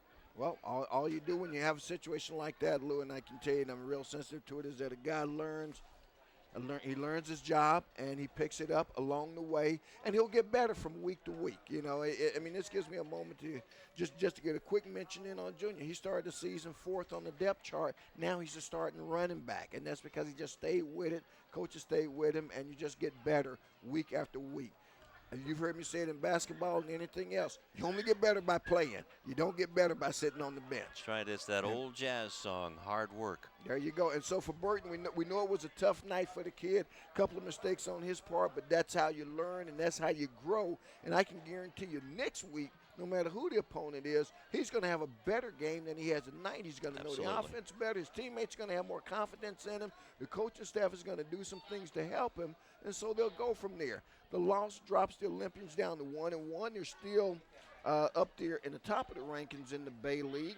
The only, Redondo was playing tonight. Redondo with the only shot to have the sole possession of first place. So it's a tough loss, but it's one that you can bounce back from. That's right. And next week, the team that everyone loves to hate, the Redondo Seahawks, will come to town to play the Leuzinger Olympians. And that should be a terrific ball game. And let me see. We will be on the road next week with the Lawndale Cardinals as they land at Torrance High School. And Redondo, of course, tonight played West. Now, if you want to play well, if this happened and that happened, you got to figure West, all right, at least on paper, winning that game. And if West won that game tonight, you've got a 2 or 3 way tie in first place. West, of course, won't be in first because they've got a tie, but it'll be Leuzinger and Redondo at 1-1 each in league play, and West in second place at 1-0-1. Right. So the Bay League is a rough and tumble affair again this year, and Rashawn Haylock is waiting for Coach Dion Tolliver to sort things out with the players, and the scoring in. Well, why don't we take a timeout here, and we'll go over some of the scoring for you in this 21-17 win for Peninsula High School. And, well, okay, let's not take a break. Let's go down on the field, and Rashawn Haylock has caught up with Dion Tolliver. Thanks, guys. I'm down here with Coach Tolliver. Coach T, what was your message to the team after this one? The season's not over. We went out. We win league. So we're going to keep our heads up, and we're going to come out and fight hard. And I think we learned from some. I hope we learned from some of our mistakes, and we're going to have to get better. There was a big play, that 63-yard catch by Stevens, but not only that, a couple questionable calls. The fumble return that they have for a touchdown, and also the quarterback sneak right here. Talk a little bit about both of those plays. It's just execution. We have to execute. We have to finish the plays, and we didn't do that tonight. Better team won, I guess. How tough is this knowing you still have the West Torrances and the Mariposas of the world to take on as you continue in Bay League schedule? Oh, it's tough. It's tough because that team right there was a team that I thought we should have beat. So it's going to get tough because it only gets tougher. All the next 3 games I think they're better than that team, so it's going to get tough. Sophomore Tayshawn Burton, a little bit of a rough night tonight in his first career start. What is it going to take for you guys to rally around him? Not only that, but him individually to get better and improve to help you guys throughout the season. I believe that we have to go ahead and we're going to have to tailor the offense toward him now, and I think we might have to get a little bit more conservative. All right, thanks a lot, Coach T. Thank you. Coach Deion Tolliver, Leuzinger falling tonight here at home, 21-17. A little positive spin perhaps on this night.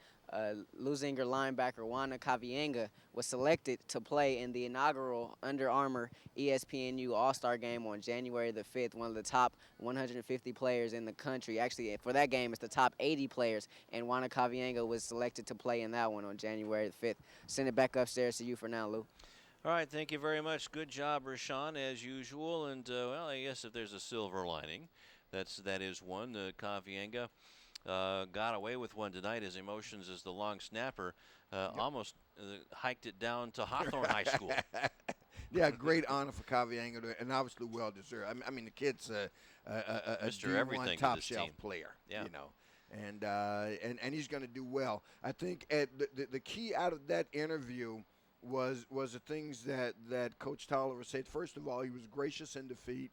Secondly, he talked about, though, his young guy, and that's what everybody really wants to know. Okay, where do we go from here with Tashawn? And he gave you the formula, and it was as I expected. You'll do a couple of things. One, you'll simplify the offense. You'll make it much easier for the kid to do what you got to do. It's tough for any backup who doesn't get the reps in practice during the week. Then you want to come in and run a West Coast, and they don't run a West Coast, fans, but what I'm saying, you want to run a complicated scheme. You simplify it. And as you say, they're going to play to his strengths, okay? That's right. They have to do that now. And he has to work on a little bit on that touch when he throws the ball. He does have a good arm. But and he showed it on a couple of passes, but he underthrew the ball when he should have put a little air underneath it. And he put a little air underneath it when he should have zipped it. But you know, that comes in time, and he's gonna have that bottle of Malox now until practice. Here's what I think it better happen, Lou. I think Rasaki Hill better get a lot of rest between now and next Friday. That's right. He had, well, let's see. As Rasaki Hilt, the leading rusher for the Olympians, had 26 carries overall tonight, and 16 of those came in the first half of play. And, yeah, he was. We saw him asking for replacements there in the second half. And he did a Warriors game tonight, a big 19-yard run to get to the Olympians in position for a touchdown, but again, a penalty kicked him back, and then Jurast kicked the 25-yard field goal. Exactly. And I was going to say, when saying we're going to play conservative is coach speak for saying we're going to run the ball next week. So that's why I was saying Hilt and Taufa both had better get plenty of rest because they will be running the ball quite a bit. Boy, a tough one for the Olympians. We talked about it all night long again. The close wins for them, the close losses for Peninsula. This time the outcome is reversed. Peninsula gets the close win. Leuzinger has to take the close loss at home in a game. And the other thing I like, you know, and I think everybody thought that, and Coach Tolliver was candid about it. This was one we thought we were going to win. They should have, yeah, especially when you look at the schedule, because Peninsula is at the bottom of the barrel at 2-4, suffered a big defeat last week, 17-14, and now here you go. You've got Redondo, Miracosta, and West. Ouch. Yep. This is a game you had to have for insurance padding going into that stretch drive here in the Bay League. And for fans that want to know how the playoff scheme works, you got to win 2 out of those 3. That's the bottom line. You got to win 2 of those 3 games. All right, so Leuzinger falls to 5-2, 1-1 in the Bay League, and they have their 4-game winning streak snapped by Peninsula, who improves to 3-4 overall and 1-1 in the Bay League. So they're tied with Leuzinger in the Bay League, and we'll see how everything shakes out. Well, I guess it is now time for our Channel 22 Sports Player of the Game. And, well, Rasaki Hiltz was the workhorse for these Leuzinger Olympians. On defense as well, Otis Jones had a huge part in that. We also called Samaji Harris's name quite a bit tonight. And big old Otis Jones was doing his best to mess things up for the Panthers. And then there was the guy that everybody just loves to disrespect on a team, the good old kickers. And Zardis Jurast probably had his best game as an Olympian, and so was surprising people when he first came on. This young kid, a junior, who had never seen an oblong ball before, has done pretty well. Well, you know, for my vote, Lou, I think he was player of the game. He had 2 effective punts. He had 1 punt that certainly saved a disaster down at the end zone on the western end of the field. And then he got off another excellent punt. And the bottom line is he gave them the winning score, okay? Right. All right. He put them ahead 17-14, and turnovers, the turnover by the offense ended up costing them the game. So when a guy puts you in a position to win, which he did, I think he deserves strong consideration as player of the game. And also got to point out, Deshaun Mills had an interception tonight. That's number 5 on the season for him. He's just having an outstanding season on both sides of the ball this year. Absolutely. The Leuzinger defense, when you go through the Bay League rankings, several of their players, and of course, Convanger right at the top of the list in virtually every statistical defensive category that you got. He leads in tackles. He leads in sacks. Guy does everything. So it's a team effort, and we talked about it. Their defense 3 more played sacks well. tonight. Turnovers, again, was the tail of the tape. Defense played well. You take your hat off to them, but you know, it was a tough night and a tough win, and boy, 21 points. Now imagine that. Remember, it was 21. Leuzinger was going to have 21 at the end of the half. They Right. ended up only getting the 17. And didn't score a touchdown in the second half. Not at all. All right. Well, I'm going to say Zardis Jurast gets my vote for player of the game. Well, that makes it unanimous then. Okay. All right. Zardis Jurast is our Friday night game of the week player of the game. Congratulations, artist. All right, because kickers are very, very few and far between. They're kind of an endangered species You're an up endangered there species, on the and player boy, of the week. they were all, but they were thought to be extinct around here. Already. So, I mean, this is like the second coming to see a kicker down here and to see a passing game. And I know we're going to close. One more kudo, though, to Coach Tolliver for the way he's rebuilt this whole approach at this school to football, which had been running and had been success, and now and now it's been built around a passing game. It's been built. He went out and found a kicker, so they've got all the dimensions to be a successful team and to be a threat any kind of way you play it. So I'm happy for them, and I predict very good things for the Olympians in the weeks to come. All right, and we will be back with the Olympians sometime down the line. Next week we will be watching the Cardinals at Torrance, so we take our act on the road, and we'll probably have to say goodbye to you for another few weeks. Well, for another few weeks, once again, I'll be back watching Sunset League play, and a couple of fans did stop by and say, hey, we miss you, and they said, how's your son doing? And I just want to say to the Olympian family and to the Channel 22 family, I appreciate your understanding and even more deeply appreciate the support that you have for me and for my son. Thank you very much. And we miss you desperately, so hopefully we'll see you back in the fold here very soon because, man, I'm getting tired of holding these guys up. No, I'm just kidding. I know, but it was fun to be back. I tell you, man, it's like riding a bike. You get back in, and it all kind of comes back to you, and we got a long ways to go, and maybe we'll see each other down the road in the playoffs. Right. Wouldn't that be Absolutely. you got there? We'll be looking forward to it. All right. Well, speaking about getting off the bike after getting their knees skinned, the Olympians fall 21-17. Until next time, for Rashawn Haylock, Rufus Washington, Tom Strickfadden, and the terrific Channel 22 Sports crew saying this is Lou Stowers. Until next time, so long. Good night, everybody.